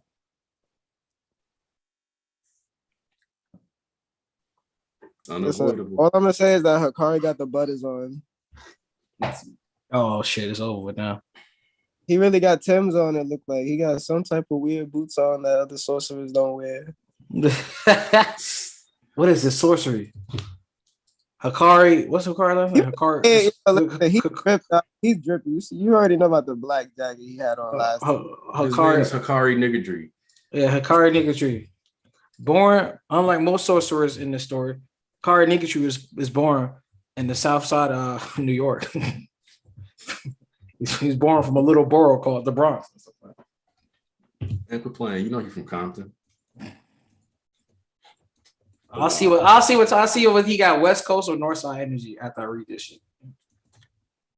So now here's my question for y'all. And I want to make sure we get I want everybody tapping in on this one specifically. Do you think we are coming right back to this fight next chapter? No. Yes. I actually have a split. Yes and no, because we'll come right back to it, but this is the end of it. Like I said, we should have transferred. It was better that, like Tarnish said, it's better that we didn't go on the cliffhanger and we waited. So we'll just come back to this. Now, like I said, then we're finished with the setup. We know who Bopac and what. We're gonna see how Dobby takes this. Then after Dobby takes this, he's gonna shit talk, and then Shelter gonna shit talk, and just how they was like how Shigaraki said his thing, and then the hero said their shit, and then how Toga said her shit, and then fucking Ochiko said her shit. This is gonna be how these two end off like that. It's gonna transition to Endeavor somehow. Like these two somehow, some way, it's gonna be some type of transition. Because we gotta follow like plot importance for characters at this rate. Because like only reason Toga went before this one is because they had Deku there. That's why they were most important. But the most important battlefield was Shigaraki because he's the most dangerous and plot relevant because he's the biggest antagonist. Then we had to move on to Toga field because they got Deku there, the biggest ace of the hole for the heroes to win. Now we're on the show. So now after that, we moved to off one of them because they got like the fourth most important plot. After that, it's just random niggas fighting and scrapping, which I'm ready to see too. Because those battlefields, I ain't got to worry about, oh, he got plot armor. We got to wait till this character show up to do this thing, or we waiting on Endeavor, or well, they're going to do this, or we waiting on Deku for Shigaraki. Like, nah. I'm glad when we get to the no-name niggas fights, the non-important niggas. No, I'm just trying to see niggas die, throw hands, and all that without worrying. Where is Spinner? Who, you mean a Hawk? Where is Spinner? You mean he's on his way? He's running. Juice God is somewhere else. Juice God already had a plan. Wherever he's at, all I know is that somehow, some way, he's pulling out his sword, and that can't be good for nobody. My question is that now that we know that Spinner is on his way, he's traveling towards a certain destination. Is he going to go to Kamino or is he going to go straight to Shigaraki? Which means UA will have to fall. Because unless Shigaraki's new body is strong enough for him to pull like a fucking jump up to, floating UA, there's no way he can join up with Shigaraki. I literally don't know where he's going. He can't be going to Fat Gum and Aoyama. He can't be going to them. I'm telling you, he's going somewhere we're not going to see it coming. See, with Spinner and them, I really want Spinner to be going to Shiketsu. Like, really? I want Spinner pulling up on Shiketsu so bad. Bro, especially where all the civilians are, because they're not at UA no more. Right, because they use them tunnels. Yeah, sure. So show me Shiketsu, bring back Inasa. I agree. Like, and my personal theory is and will continue to be that Spinner, even though he's been given that extra quirk, that drool isn't him losing his mind from the quirk. It's just him like being like savage and more like cutthroat, because I am guessing and like leaning towards heteromorphs having extra durability towards being able to take on quirks, and that's why Makia was able to do it so well. And they're so like, yeah, I'm basically seeing heteromorphs like Zoans in One Piece. Like they get like that extra durability buff. Since I'm thinking about that, Spinner was pretty observant on Makia. Like there were plenty of times where he called out certain things about Makia, like, oh yeah, he could just dig underground, and then Compressor was like, nah, because we're on his back. And then when they made it to the battlefield, when Makia started losing stamina, he was the first one to really notice, like, hey, Makia, you're kind of like, you know what I'm saying, not the same no more. And then he tried to wake Shigaraki up to give Makia a command, and it didn't work. And like, that's when shit went left. Where's Compress? In prison. Well, I guess he's broken out, but like, there's no reason why we wouldn't have seen him sooner. See, look, a lot of people have been saying Spinner could be doing a prison break too. I wouldn't mind seeing that if we go in the long haul. Okay, I can take that. He's on his way to Compress. If he do a prison break, then it's over. Listen. I don't. If we do a prison break, don't ever talk to me again. I'm just like, hey. Listen, Ujiko said there's less guards today in the prison he's in. Yeah. Okay, Ujiko been talking mad shit. I need him to have some kind of contingency to get out. Just because he was talking, because my thing is Uchiko, like Uchiko is probably the bravest person in the series while also being a giant coward. Because that man was getting dragged by Present Mic and saw the decay line spreading and was just filled with overwhelming joy. Like he isn't decayable. He didn't care. Like, and then dude was arrested and heard the dispatch report. It was like, ha, nigga, just because I'm going to jail don't mean you ain't getting whooped. Mafia coming. Y'all, I'm like, bro. They say, yo, don't you know the No More based on Makia too, right? Then we get actually, chapter. Actually, I want to mention what Julian said about Gentle. There's no coincidence that when we got Ujiko talking, we saw the monkey cop, and there's no way Horikoshi would like remember the monkey and not bring back Gentle. Yeah, so we're so close to seeing Gentle. Man, I'm happy. I want Gentle back just because, look, you can do a lot with Gentle coming back, specifically, like whether it's just him fighting a bunch of villains, whether it's they hack something, but like you could do a lot with Gentle coming back, and it'd be kind of nice to see him come back and echo. Right, like. Like, oh my god. Hey, yo, listen, if characters like Gentle start coming back, this is not ending in 1 year. Oh no. I'm just gonna say that right.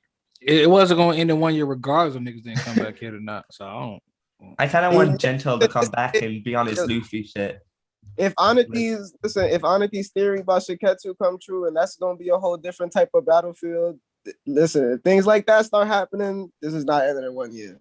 Bro, I said, the amount of rushing you would have to do would have to equate to like each character going into a team battle and the team battle ending in 2 chapters per location. It's like you can't even do that many team battles on the damn characters we got. You have to do like a 10v10 and end that shit in like 2 chapters. Mm-hmm. At each go round. That's not even more than enough. Exactly. And like each go round, each 10v10 would have to be 2 chapters, and that's not even covering everybody. Like, what the fuck? Like, nah. The amount of rushing would be, I ain't even going. If you can't comprehend it, I don't know what to tell you. There's a lot going on. Like, I don't even think he realizes how much he has going on, like, all jokes aside, because he is taking a lot of breaks. Like, I feel like we should talk about how my man's is doing. Look, like, health-wise, I think Horikoshi is struggling. I agree. And, like, we're at this point now where I do think we need to ask the question, should weekly manga even be a thing? But I don't think that's a question that's going to be asked for a while. And personally, I think the only thing that really fixes it is how do I put this? One, I think the main thing that would fix it, if we still want to insist on having weekly manga, is that any series that comes out, I don't think they should have any chapters released until at least 2 tankobons worth of material is done. And I don't think they like to have people work that far ahead because then you're committing to something. But I don't think we can get around these issues we're facing until people can work that far ahead out the gate. And then not having that like couple volume lead, and because it kind of feels like what ends up happening is they do, like, they're always like 2 to 3 chapters behind as far as developed chapters, like, or we're like 2 to 3 chapters behind as far as like when we get them, but they're only like 1 or 2 chapters ahead, it feels like. And like they might have ideas that are planned out well and thought out and outlined, but as far as like finished chapters, it seems like there's only like a 1 to 2 gap, which is how we keep catching up to people on these days. And that doesn't work. We can't keep doing that. It limits the story, their storytelling, 1. 2, it makes for a less enjoyable read if we're constantly reducing pages. So if we have to go bi-weekly, then that's okay. What Jump needs to kind of do, in my opinion, is more or less rotate its series. Like, for example, last week, MHA and One Piece were on break. To me, don't do that again. Try never to have One Piece and MHA on break at the same time. Like, and for damn sure, never let JJK, MHA, and One Piece be on break at the same time. Oh hell no. So at the very least, like we got to get this like an A team and a B team on the manga, like or something like that, because we need to do something to keep mangaka healthy while also allowing us to get quality stories. Well, Tyler and Anarchy, I think Tyler said give them a 5th chapter head start before the public gets chapter 1 and make it bi-weekly. So what I would say to this is this. Inky donkey dick. I don't know. Nah, for real. Jokes aside. What I would say is this. Let the one shot come out, because of your one shot, you get approved to go to your fucking your serialization after that, because of how popular the one shot is, and if it's approved by there. Then after that, then I say you do your thing. So it will work like that. Or at least release the first chapter. And then from there, you go ahead and take your like what month, 2 months, 3 months, because that's another one. At the same token, it's just like who said that? Alves said, Tate Kubo, where you at? That nigga has not dropped season 2 of Burn the Witch in like it's what, been 2 years? 2-3 years. Then that nigga said, yeah, this isn't the end. Who said that? Wait, really? Yeah, it's been like 2 years, 2-3 years. I never even noticed that. What the hell? Nigga said this is not the end of this is not the end of it all, in all be all, but it's like a season 2 of that is coming. He said it in the series. Then the Bleach fucking continuation one shot was like 3-4 months ago, and he'll bringing a fucking anime back to it at the same time. So it was like, all right, where are you at, nigga? So it's like it's just about the way they even like way they moving. And that's just my thing too about this whole entire situation. Andrew, shut the hell up about talking about me sounding profound. If I kick your ass, nigga, talking shit.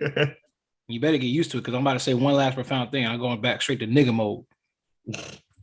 Now, while the health of these mangakas are very much in question, and so to speak, do we know Jump? What I think they've been doing is being more lenient as they've seen like how the animation industry, they kind of like the horrors of their shit is getting more like profoundly like exposed and brought to light. I think what Jump knows, they know they've been asking too much, and they don't have that much heavy hitters left within the series to keep on going, because Masho's the biggest contender they got for a next big thing. And the gap between, let's say it ranks like this, let's say it's One Piece, MHA, then JJK, right? Then you have a giant gap, and then there's Black Clover. Then you have another big distant gap, which will be Masho and everything else taken in between there. But it's like, if you even have that gap between Black Clover and then Masho, like that's even saying something too for the Jump is like a whole. So it's just like at that point in the standard, it's like, all right, we kind of might need to ease up and do things a better way. It's a new age, because Oda's taking breaks and he want to. I hate it too. And then with Gege coming back off of his like month break, I think they realized, okay, we need to be very careful about how hard we push these niggas. So I'm thinking, so for me, it's almost like Sakamoto Days is up there, but I think like that and Master need to animate to boost their ratings like high and beyond. Like they need the proper anime. So but back to this, I think what they need to do, or what they're realizing, is that we need to be more lenient. Because even when Gege came back from his month or 2 month, 3 month break, he was like, all right, I'm taking a break every 2 weeks. Every 2 weeks, I'll take a break, get my health back up, rest up. And I feel like now for me, where I stand on Horikoshi's health is at, I'm not the type of nigga to panic, right? Like I'm not the type call like, fire just gotta see smoke, or however the saying goes, right? I'll wait to see how it plays out. I'm more so an optimistic person, so I'll wait to see like, okay, it's a little unfinished here. We don't know what he has going on outside of his personal life. Maybe he was tired. Maybe he had some relationship things going on. Maybe he had too much fun because he's like, oh shit, let me draw this. And then maybe he was like, all right, maybe I can leave this Dobby page unfinished because it kind of looks raw like this, and I'll just leave it be. And I'll do this next week. I'll come back next week. Because we don't know all the shit that goes to his brain weekly. Think about after your entire workday and it's 6 o'clock. Think about how you haven't thought about My Hero or whatever once. Think about all that time spent. He's doing all that time drawing and planning and execute. So you don't know what goes on between a person's day-to-day life. So I try not to worry too much. But now that breaks are getting more consistent, he was talking about his ear thing and this, that, and the other. Yeah, now the homie got an ear infection. Yeah, so I'm like, all right, now it's a little bit more like, now I'm kind of concerned a little bit more, but I was like, all right, it's just an ear infection. This is that. But this is where this come from, is a lot of people are in fear of where My Hero end up in this sense of mediocrity being rushed in the ending, because the nigga shot himself in the foot. But the final act, and really he shouldn't have said nothing about fucking 1 year. If they just announced the final arc, then it would have been a little bit different. But he said 1 year is going to end. So now everything's looking. When he said 1 year, people took that like to heart. But at the same time, he said, "Oh, and if things don't go as planned, I'll have such and such say something next year again." Like he already gave out. Mm-hmm. And it's like it's not the first mangaka to ever say something along the lines of this. And I keep telling y'all this time and time again. It was like, "Oh, you just don't want to end copium, this and that." I'm like, bro, it's a fucking joke. How many times a nigga said it's going to end in a year, 2 years, 3 years? And we still fucking here with a couple of series, right? So it's just like, and it comes to the case of points like, all right, I'm not gonna pretend to project and say, like some of y'all niggas, some of these niggas be doing, his health is in question. He's tired of the manga. He's just going to end it now because his health is done. I'm like, I'm not gonna proceed to jump to that conclusion because I have no real basis. Because he took a break or two here and there. We're all human. We get sick here and there, bro. It's like it's kind of normal. You just read. It's only a problem because he's basically like this. He's only missing one work day in all actuality. You only get his work one time a week. So technically if he misses a chapter, that's him missing one work day. Bless you. You don't overlook when, bless you. Bless you. You don't go crazy when you don't see your coworker at work. Oh my God, he's dying. He's obviously got COVID. The nigga dying. He's shitting out his booty hole. He's shitting out his intestines. It's just like, it's kind of an overreaction a lot of times. Like, but I do know the industry, but I'm saying like at the same time, he has enough weight that I feel like if he wants to just take a break, take it back, or I do this, that, and the other, I think he mastered the craft and has enough pull that he can do what he wants to do at that moment in time. All right, that's enough me sound profound. I'm tired of that shit. Nigga, we back on track. This man said, nigga, we back on track. All right. Yeah, I just hope my man's is doing good, bro. I'm just saying. The breaks are just, they a little consistent now. Listen, I don't know. Listen, my worst fear right now, because Black Clover just went on indefinite hiatus. If I ever see that for My Hero. Look, if we see My Hero is on indefinite hiatus. Tears. A little bit. I mean, I wouldn't mind if it went on a stream on break. If the reason was that he could take a break. If that's fine, I'm down for that. But it is worrying. But for me personally, it would just be a little blow. Like 3 month, 3-month break is not an indefinite hiatus. Indefinite hiatus, but you don't know when a nigga coming back. 3 month break is a 3-month break.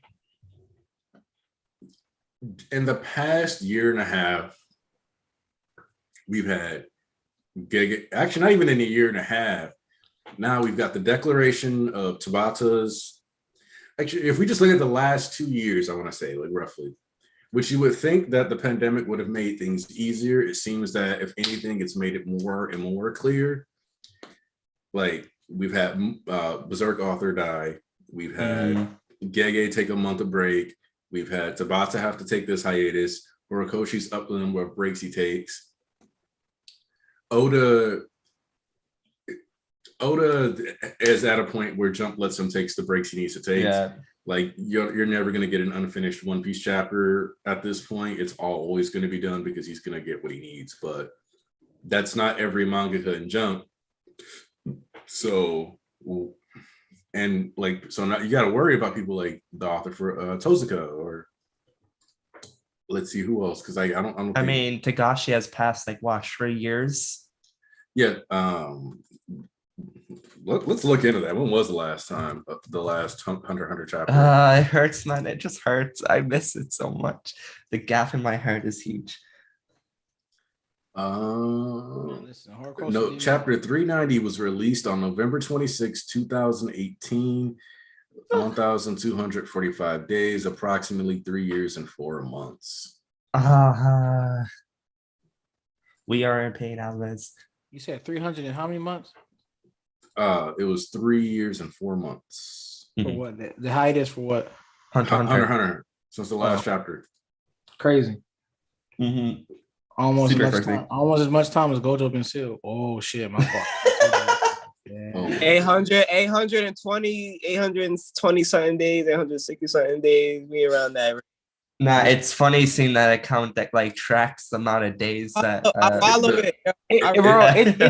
it just because I'll be on my private Twitter, so I don't follow. I don't see no anime, like no image, none of that. So I'll be safe. But then sometimes it just pops up on my feed. It's like Gojo Big Go, but like it pops up like once a week or like every 2 weeks, and I just start fucking laughing. It's like, damn, Bro, I wanted to hit 1,000 before he come back. Yeah, I they do got too, to. The way we honestly. moving in here, we still got. Well, I ain't gonna spoil. We still got you. We still got. If you know, you know. Yeah, we still got a couple people to follow, like Magi, Panda, Cars, like, and they all getting like 7 to 8 chapters Man, fuck Panda. before we even hit All the my climax. homies hate Panda. Pandas can cry too. Oh, Panda Even chilling. pandas come. Yeah, but we used to before we hit the climax of the calling game, so it's just like, Yeah, pretty nigga, much. It's gonna be a good minute. Oh yeah. I actually like the calling games. It's sitting at my number 2 JJK arc at this point. Calling probably game. I like- agree. I agree. It's the same for me. Like, when we get to the end of this all, it's gonna do more for reasons that I can't really speak on. But you know who is locked up protecting who doing what. And I feel like since who got a bomb plan at the end of this shit, I feel like when that shit bops, it's gonna blow what happened to Shibuya to the side. Honestly, Shibuya gonna look like the kiddie park after this arc. I don't even have Shibuya as top 2, so I don't either. It's not even top 5 for me. I got Shibuya as Wait. top like 2, maybe 3, but I still got, bro. Listen, Plasma Vessel. That's my favorite. I agree. Plasma Vessel is the equivalent to Pro Hero and NBA and MHA, like JJK. It's just that arc, bro. Like, Plasma Vessel, Culling Games, and then maybe Shibuya, but Cursed Womb could do it for me too. I think, bro, the moment at the end of listen, what I was spoiling, the moment at the end of Cursed Womb when it was just like that Origin of Obedience. wait. We over 20, 30 chapters into the games. Technically, the Zenin Clan Massacre is a part of the Culling Games art. It is. Oh, let's keep our mouth closed. We talk too much. Same day. It's happening. JJK now. Yeah. Well, we gotta keep it. We don't know who caught up and who not. Hey, Volk. Yeah. I was just about to say, Thomas. too, bro. Yo. May 15th, guys. Oh my god, like May 15th. Yeah. hold up. Let Volk give his thoughts because he just got in, but also I have to run to the bathroom. That's fun. Okay. What did you think about the chapter? I thought it was pretty raw. It was pretty fire, you could say. I got that. Yeah. that reference. Haha. But no, this is like basically this has been a seed that has been planted since way early since Sports Festival. So you're really seeing it all come to a head. There are a bunch of different theories. Was Dobby inserted with like a Phoenix type of quirk? Is there something else All For One was doing to him without his knowledge? Is there like how is Endeavor fit into all of this? First and foremost, this plot line has always been about Shoto versus Dobby, like even more so than Endeavor, I feel, because while Endeavor has affected both of their lives, like I'm trying to find a way to explain this. It's like they're both his creations. They're both Frankenstein's monster, but while Shoto was brought back from the brink, Dobby was pushed over it. So like this is really about them, even if the overarching cause behind both of their suffering is Endeavor. And it's a similar thing to All For One. While All For One is the presiding evil over the story, ultimately it's still about Deku versus Shigaraki in the end, right? So it's a similar principle here. I just really love how it's playing out. Like you had Shoto waking up in the hospital before. He's like, no, I got to deal with Toya on his own. And then, then he resolved to work together with his father. But it still does come down to that in the end. Some things you do have to handle on your own, more or less. Even if he's got some people backing him up, it is ultimately him versus Dobby. And I just love the whole like how this puts into perspective both of their journeys.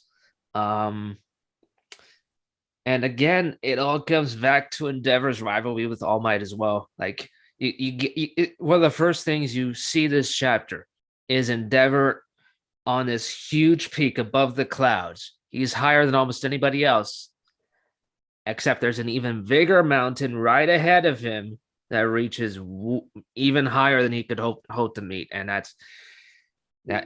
this plot line is excellent. It's absolutely one of my favorite parts of the story.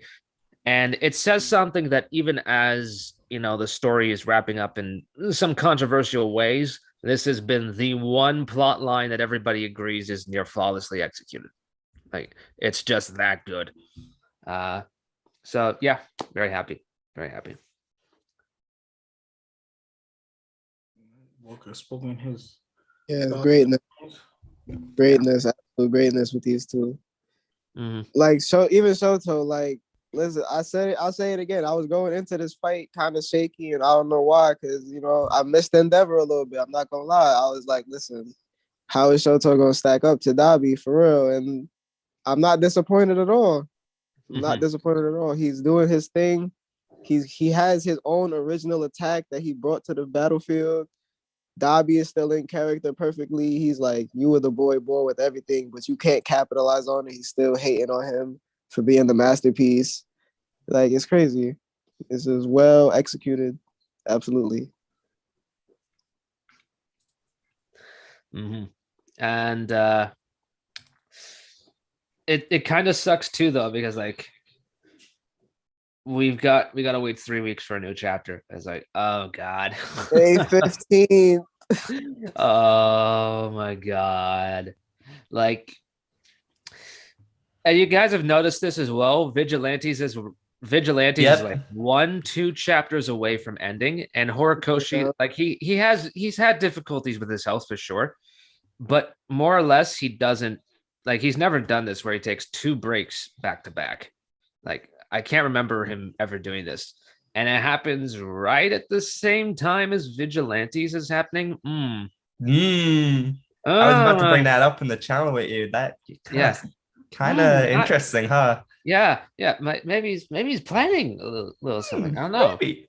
Yeah, and like, I don't want to spoil Vigilantes because I know nobody effing reads the thing. Only the 5 hands. I do. Yeah, like, I'm gonna say this right now. Actually, better than I thought it was gonna be. It was really good. Yeah, very good. Vigilantes is such an odd case. It's so rare because normally a spin-off manga, I'm gonna be honest with you guys, spin-off manga are usually garbage. They usually suck. Horrible. Vigilantes stood its ground. Yeah, Vigilante stood its ground, and, you know, I've got some issues with it. Some of the power jumps are like, and the art, you know, it does get pretty funky at times, especially when it comes to, you know, Court trying to do Horikoshi's designs, and it just doesn't work. But it does add a lot to both stories. And reading MHA, main MHA, and Vigilantes, like, side by side throughout the years, has really made me better appreciate both. And I think a lot of people, if you do take that dive in what's going to be 125, 126 chapters of content, if you take that dive, you are going to get even more out of this main manga everybody's reading. Like, because we are, like, literally at most 2 chapters away from ending. Like, that's literally all that's left. So yeah. Viz, My Hero Academia Vigilantes, read that if you have not yet. And if you have yet, and if you've been reading it and have yet to catch up, well, now's the perfect time. It's pretty much over. So, no, go ahead. I was just saying, the way that I'm still thinking about that chapter, Vigilantes, the way it ended, like, I didn't even expect it to go that direction. I was like, okay, we going there? It kind of, like, to be very vague with it, it kind of, like, explains the questions we've always been asking ever since, like, maybe early on in Vigilantes. And you know, certain, you know, things like that, Horikoshi definitely had a hand in. Like, Oh, he was, absolutely. you know what I'm saying? He definitely discussed it, Yeah. Like there's been back and forth, there's been collaboration. The Aizawa flashback arc in the middle of Vigilantes, that's almost all Horikoshi. Like they're just following his outline. Because he's like, hey, I'm going to bring this up in the main series. I don't really feel like taking the extra time to mess with my pacing. Why don't you do it? And that'll be another draw for people to read this prequel. And, I know that was a controversial decision for some. And as far as the anime goes, it's a shame that they don't seem to be as set on ever adapting Vigilantes outside of like maybe an OVA or a special chapter. But as far as the manga goes, I think if you read MHA Vigilantes like intermittently with the main manga, you are going to get that full scope to the story. And, I think the biggest complaint about MHA lately is like, well, it's ending too soon. Well, Vigilantes adds that extra 100 chapters I think a lot of people were looking for. Like, it's that extra draw. So again, please read that. I think have you guys discussed the Phoenix Fury for Dabi? We haven't brushed upon it. Yes. Okay. I know Anakin, I haven't really I'm not really going for it, to be honest. Like, I don't know how I feel about it. The way people have spoken about it, at least, not that. I think the only thing that really makes me think it's possible is I feel like Dabi has to meet his end at the same time Endeavor does. Like, it seems very telegraphed it has to happen. Like, we all know Shota's gonna live. Like, he's gonna be fine. But Dabi, if he dies here but then would resurrect, who's to say he doesn't come across Endeavor through different shenanigans? And I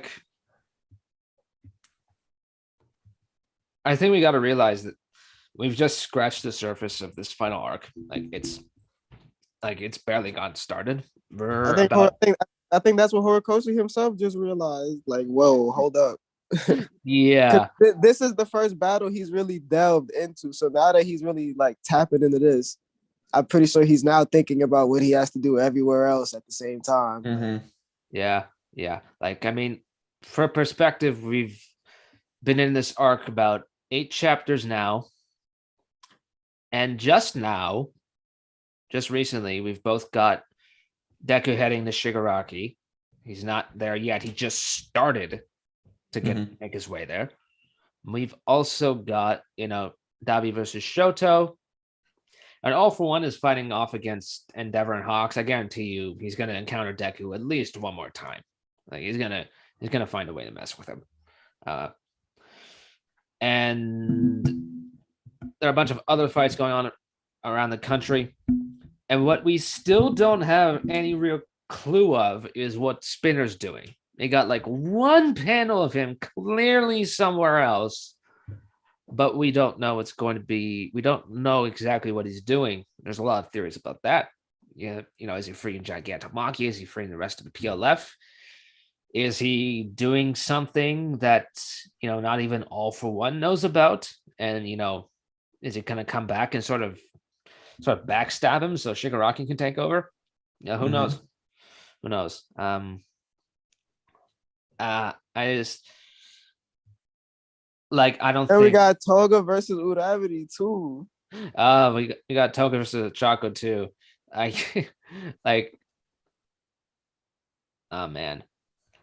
And I know it was sort of announced Horikoshi has sort of been treating Final Act as one big final arc, but it's also not really. There are still clearly different segments to it, different phases.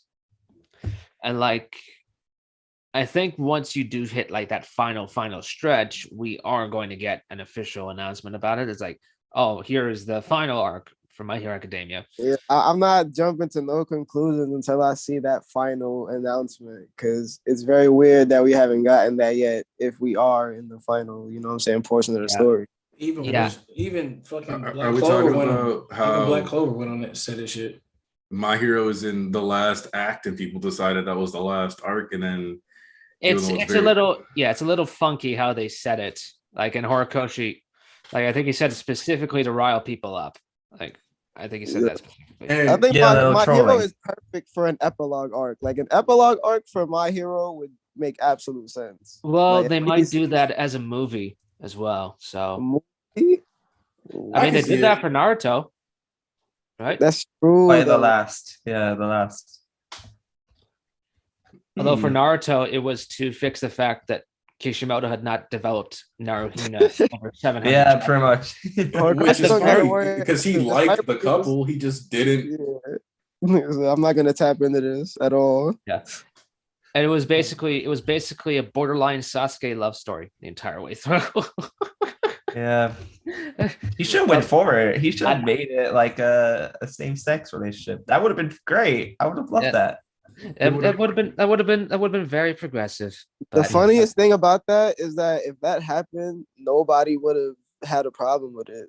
Like, no, nobody would have had a problem with it. nobody would have said this is unreasonable. Like I've always said, and it's funny because like I've even said before, like Baku Deck is one that's kind of trash, but if we're all honest, at least Naruto Sasuke like would have made most of the story make a lot more sense. Yeah. I mean, they shared their first kisses together. That makes sense. Oh my god. Like, At the very least, MHA has been developing Izuocha, Deku, and Yes. Uraraka. Like I can say that by comparison. I know a lot of people say it's like, oh well, you know, he doesn't really touch on that. Well, he does though. No, it's not Like he comparable. really does. It's cannot subtle, but he touches on So- it.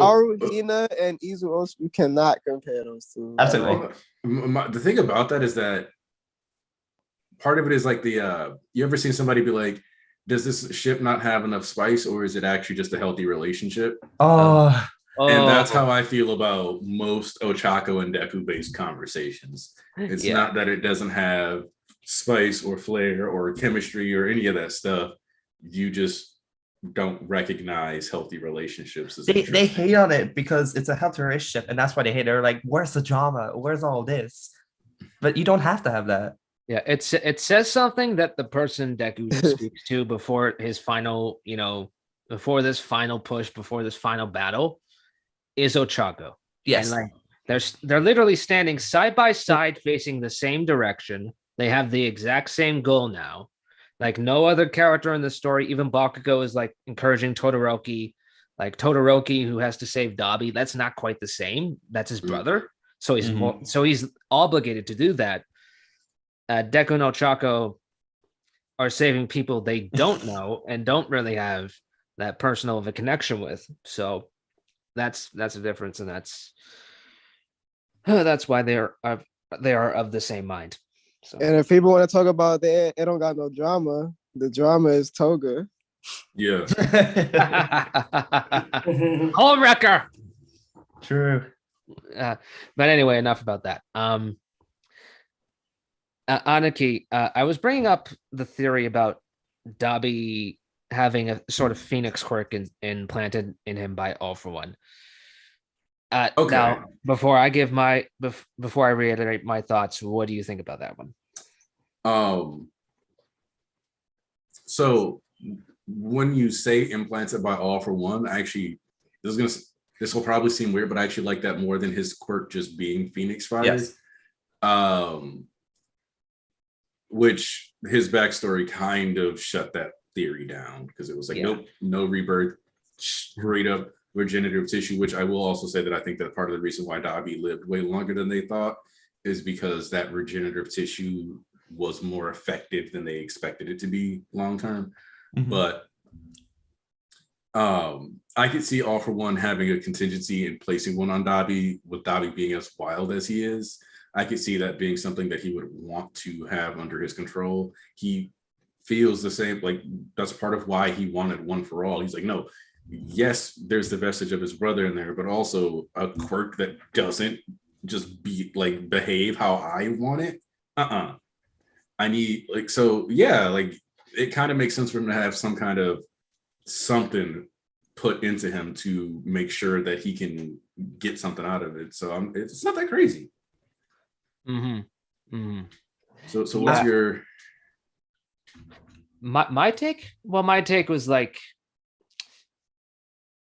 I feel like Dobby has to meet his end alongside Endeavor. Like they have to. If Endeavor is going to die, they have to go together. Like there's no way around it. And Dobby might, die here, and they think, "Oh, that's over," and then he rises again. And he might not even be entirely conscious. He could just be, revived as a literal mindless Frankenstein's monster. The quirk raging on. Yeah. That would actually be pretty raw, I'm not gonna lie. I agree. Because Dobby's the only League member where I'm fine with them having another quirk, because I was always against the idea that Spinner gets a new one, because it takes away from his charm of being the normal guy in this group of misfits. And that's why I'm fine with Dobby having. I like the idea more because what Aniki said, that the backstory at Sikoto Peak kind of contradicts the Phoenix quirk. I'm not going to say cremation, but whatever Dobby's quirk's name is, it wouldn't have made sense. Mm-hmm. So I'm fine with that. I think that's really cool. And, All For One has also tampered with quirks, him and Garaki. Like, Kurogiri's quirk is not an actual natural quirk. Right. That only came about when they meddled around with it. It was first something entirely different. And then we are able to create this entirely different function out of it. So who's to say they didn't do additional modifications to Dobby's quirk, that would do that sort of Phoenix rebirth sort of thing. And it's the perfect character to do it for, because they literally say he is too angry, too hateful to die. Just like Shigaraki. He's man too pissed to die meme. He raids from Black Clover. No, don't say that. Him and Shigaraki are exactly the same, bro. They are the villains of My Hero. Dobby and Would you believe that I have two copies or two different recordings of a video dissecting the dichotomy between Dobby and Shigaraki? And I'm not going to be stuck doing the third. No, I need to see that. That'd be such a cool video. Because you already did a video on the dichotomy between Deku and Shigaraki, so I already know. I recorded two of them on Dobby and Shigaraki, and then chapter 350 came out, and I was like, damn, I want to redo this a third time. Yeah. So now I have to redo that again, but because AFO was like that chapter, it was honestly the cherry on top for the concept of that video, because Dobby is supposed to almost always in some form give Shigaraki comeuppance, because he's, the law of Deuteragonist. So he always has to get a noticeable W or plot equivalent to Shigaraki, unless the point is purposely to save his plot. Yeah. It's like how both of their identities are revealed at the climax of the end of the saga that they're in, to the number one hero, specifically to demoralize and break them, with Dobby's identity being more, useful in that regard. But, All Might or Endeavor is still fighting after the end of the saga. So it's on one hand, that was more psychologically damaging, but on the other hand, one's more physically damaging. Or physically damaged. So it works out. But also, Volk and I were talking about this, and we've come to the conclusion and agreement that Kingdom Hearts 4 will eventually lead to Sora playing Kingdom Hearts. Yeah.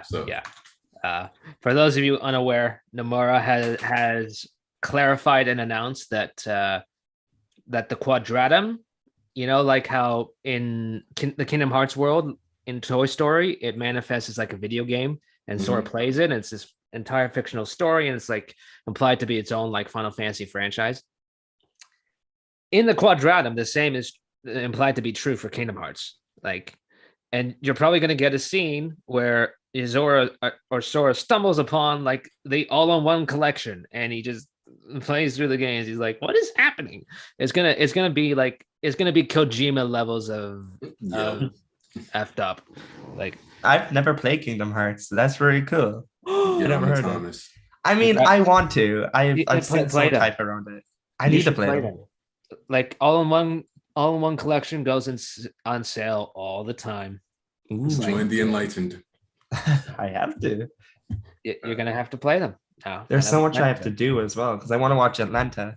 That everyone has been hyping that up. You're my city. You dig? Yeah. Yo, Anarchy, we What's were up? talking about vigilantes earlier. Did you read that last chapter? Yes. Let's Okay. go. Because I always read vigilantes. Always. Let's go. Okay. Couple things about where we are in vigilantes. I think Volk's timer is right that we probably only have like 2 to 3 more chapters left, which obviously translates to like a month or a month and a half. Yeah. So maybe 2 months. I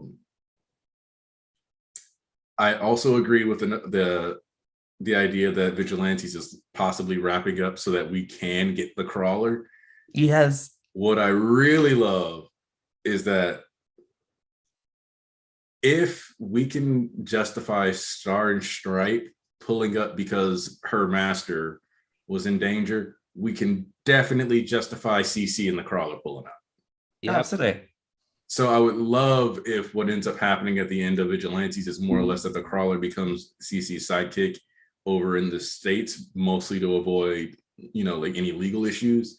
And they're like, nah, we got to come back. And like, if we find out that a racer like put in a call to the crawler or something like that, just for a little extra razzle dazzle, because he's got that. He lost the cool points he had with Shigaraki, so it would be nice to see like one more thing come into play that kind of gives Eraser that extra respect, and that bond builds through him helping in Naruhito stuff or Naruhito. So you're saying that Aizawa is gonna pull a Nick Fury and call for Captain Marvel, but instead it's gonna be Crawler. Yeah, he's got the eye patch. He should have did that already. Honestly, he really should have called his allies. I was thinking about that for a while because when we got that chapter and we were talking about that in the Vigilantes channel in the Discord, I was thinking about how Naruhata is like in deep shit, because I always assumed that Gigantamakia probably went through it or at least destroyed a bit of it on its way. So like if Naruhata is in danger, the crawler will always come back. And since All Might, I always thought it would be strange, All Might got retired and there was no reaction, or at least some appearance from the crawler, because the whole connection between All Might and Crawler, or it's a super fan. You know what I mean? Some kind of like, I want Crawler to appear because it would make sense. Yeah, like the crawler wouldn't just let all this happen. So I would like for him to show up. And even with the thing with 6, I kind of I like the idea of this being 6's end. And the reason for that is because in my eyes, this was like the moment where he truly got an identity of self, or like a sense of self. And he was disappointed with it. Yeah. He went out perfectly too. Like I'm not gonna spoil what happened specifically, but like the way he goes out is perfect for that character. Yeah. Like it was very much a no. Now that I'm understanding who and what I am. I can't wait to see it. I can't wait to see that scar. I hope it's there. Man, I just want to whatever Koichi's doing, and then whatever Pop is up to, I want to know too. Because KD, look, if KD being alive is enough for me. That dude, he didn't shoot. Go live your best life, Dunkel. I was so scared he was gonna bite it, but yeah, I was too. I wonder if like maybe he's with All Might right now. Maybe we're not seeing him because in the notes for Vigilantes, like in the extras, Court says like, well, if All Might is the Superman of this world, we sort of designed Knuckle Duster to be the Batman. And like one of the coolest parts of DC Comics is watching Superman and Batman interact. So it's just another thing.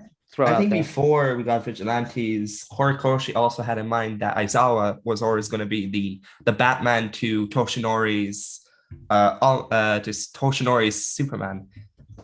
I definitely agree that they have that dynamic, but like a lot more toned down to a certain degree, because like Aizawa was just like the big, bright, optimistic blue oaf. This fucker. Another thing, you know, Kaiser brought this up to me. Captain Celebrity and the Crawler, you know, coming to the rescue, possibly with a posse of other international heroes that are rebelling. That would make things come full circle because they are rebelling against their government's orders to not aid Japan, and Koichi would be a vigilante again. That would come full circle. The Naruhata vigilante is back. Yeah, like, and it also makes sense how, you know, All For One keeps saying he wants to capture Koichi for study. Well, him being in America explains why he was managed to be safe for all those years. Yeah, absolutely. Because out of curiosity, by this point, we do have injured AFO now, right? Not only that, even Prime AFO couldn't reach All Might in the US. Like, they Gran Torino specifically sent them there. It's like, no, you're going to train and you're going to be pretty much safe there until you're ready to come back. Like, so especially injured All For One, he's not gonna go out of his way to kidnap a sidekick to a super, like, who's probably like number 3, number 2 hero at this point. Like, that's way too risky. Even if it wasn't Japan. He gave up on that plan as soon as he found out he lost. He was like, oh well, whatever. Yeah. Honestly, I kind of want CC to appear and like at least give one last conversation about Star and Stripe, because obviously we know that she surpassed him. That's something I brought up. Like, you know, Star and Stripe sacrifice is what inspires them all to come. Absolutely. So let's start wrapping up because I got another show to do in like 30 minutes. Oh, I can't wait to see that as well. So final thoughts on the chapter, starting with Thomas. Oh, I loved it. I'm so glad that we're ending, like, until we go on that break, I'm so glad that we end off on Shoto landing a blow. I'm happy. That's the perfect cliffhanger to have, because there was no other battle that we could have like went to this week that could have justified a cliffhanger this great, because you would have to have setup for, you know, exactly having that. Like the All For One versus Endeavor, there was no way to have a cliffhanger that great unless you had another chapter after that to justify it. I also love how Shoto's back to form. Like, he's no longer like, he's definitely, the past is, all of that is behind him now. Now he's who Shoto should be. That's why we see half hot, half cold.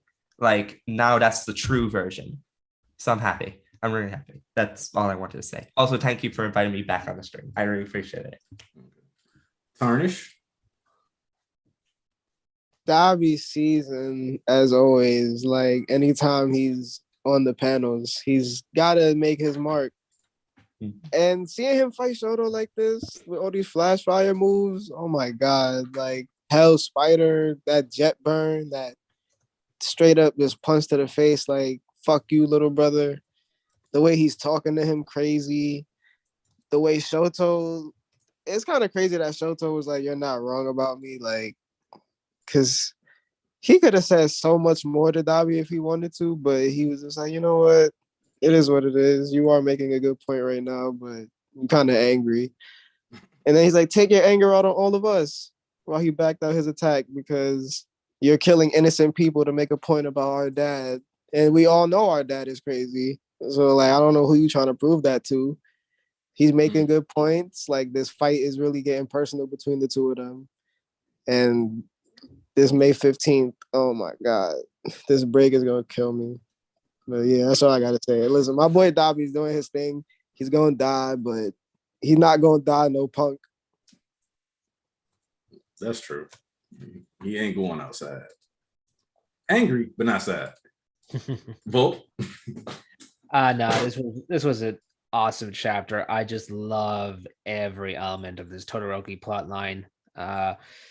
it adds a lot to the themes of the story. And more than that, this chapter specifically, this was like the most perfect execution of this Shoto Dabi matchup that we've been building up to for 300 chapters now. And Shoto has long been on this arc of, you know, having to sort out his past and his trauma, and he's going to be doing that through dealing with his brother. And like, it's going to be messy. It's already it's already messy. It's already super violent. But I really love the art, as well as like Dabi in this chapter is just a literal demon. Like, he's beyond saving. So how Shoto is going to try is what's going to be interesting. And the move, Shoto able to use flash fire on both sides, and for a new move, phosphor. That is super hype, and I really hate that we have to wait 3 weeks, but I don't want Horikoshi overworked.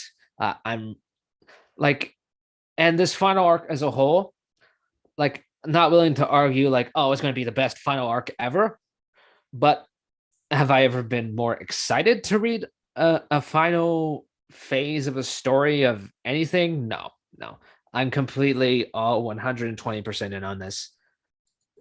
Excellent chapter, 10 out of 10. Can't wait for May 15th. Archbishop East. All right, ladies and gentlemen, we do our thing where we sign off at the end of the day. Praise the GOAT, he who may be, because you know he who should not be named, because you already know what it is. Hey, man, listen. We finally got to what the fuck I've been waiting for. Goddamn. Good Lord. I don't know how this nigga draw fire. Bro, drawing fire is hard enough as is. I don't know how this nigga doing this shit like he doing it, bro. I tell you, this nigga is on another tier level of art at all times. And I think he level up every time. Think about what his three-week break finna be like when he get back. And we finna be switching perspectives too. It's finna be absolutely amazing. Excuse me. I'm proud of my boy Shoto. Facts. No printer. Hey man, I'm proud of my boy Shoto for goddamn finally spitting some actual bars and not that whole Baka Aniki bullshit that was not hitting in the slightest. You're fighting a fucking menace. All right. You're fighting a killer. Brother or not be brother. You have worse words for your father than you do this nigga. So you talking about some Baka Aniki shit like that shit was not hitting for me whatsoever. Finally got your head on straight. You learned how to talk some shit back. Much respect, my nigga. But man, oh man, when I tell you I was fucking tweaking. When he didn't even use a fucking special move. He just slugged his brother, bro. And then he stomped on the ground and lit this nigga up into the air, and he blasted him with a jet burn. Man, I ain't no thought we could throw hands like this nigga, but I'm all here for it. For these niggas to be the first people actually throwing hands on hands in this bitch, I did not see coming. And for those of you wondering how the others are going to match up for this shit and think like, how's Toga going to match up? How's Spinner going to match up? That's the question that be. Just be prepared to have your socks blown off for some shit you did not see coming, but makes perfect sense as per usual because it's Kohei writing. Hey, man, listen. Honestly, I'm so proud of my boy Dabi. We finally shout out my boy Dabi. This me and Turner's GOAT. He finally getting the respect on his fucking name he deserved, man. It's been nice. It's absolutely beautiful that we're here. But we won't see y'all niggas for like 3 weeks. You might get some content for Aniki, hopefully. But it's been fun. I appreciate y'all coming for the stream. Y'all already know how we move. Listen, man, I'll do it one time for the one time since we ain't gonna be here for longer. So y'all know what it is. Y'all know who it be. It is Undefeated of the East, baby. What it do? Woo! And man, I appreciate everybody for coming through, man. We had a lovely time. Thank you. Shout out to Vogue, shout out to Thomas, and shout out to any of our guests that came through the stream. We appreciate and love all y'all. Shout out to Tarnish on to keep having us here. We appreciate all y'all. We will catch y'all 3 weeks from now. Shit, that's a long ass time, nigga. So yeah, like he said, Church of MHA is gone for until May 15th, which is crazy. I will be on Anime Lately today, as well as more than likely in 2 weeks when Jump comes back. So you can at least watch those for discussions on JJK, Undead Unluck, One Piece. So basically other content that I don't talk about as much here. And yeah, this chapter is exactly what I read My Hero for, from focusing on the actual narrative and the way that these characters see each other to the actual peak action scenes that likely won't exist until season 7. So we don't have to worry about that. And I'm sure when we get to this point, Bones is gonna put the whole animation Uzi in it. So They're gonna put their bonus into it. yeah. So be ready for that. I appreciate everybody that came through today. Bolt, Thomas, Tarnish, East, thank you for being here. Y'all are always appreciated and treasured. That's gonna be us for this stream.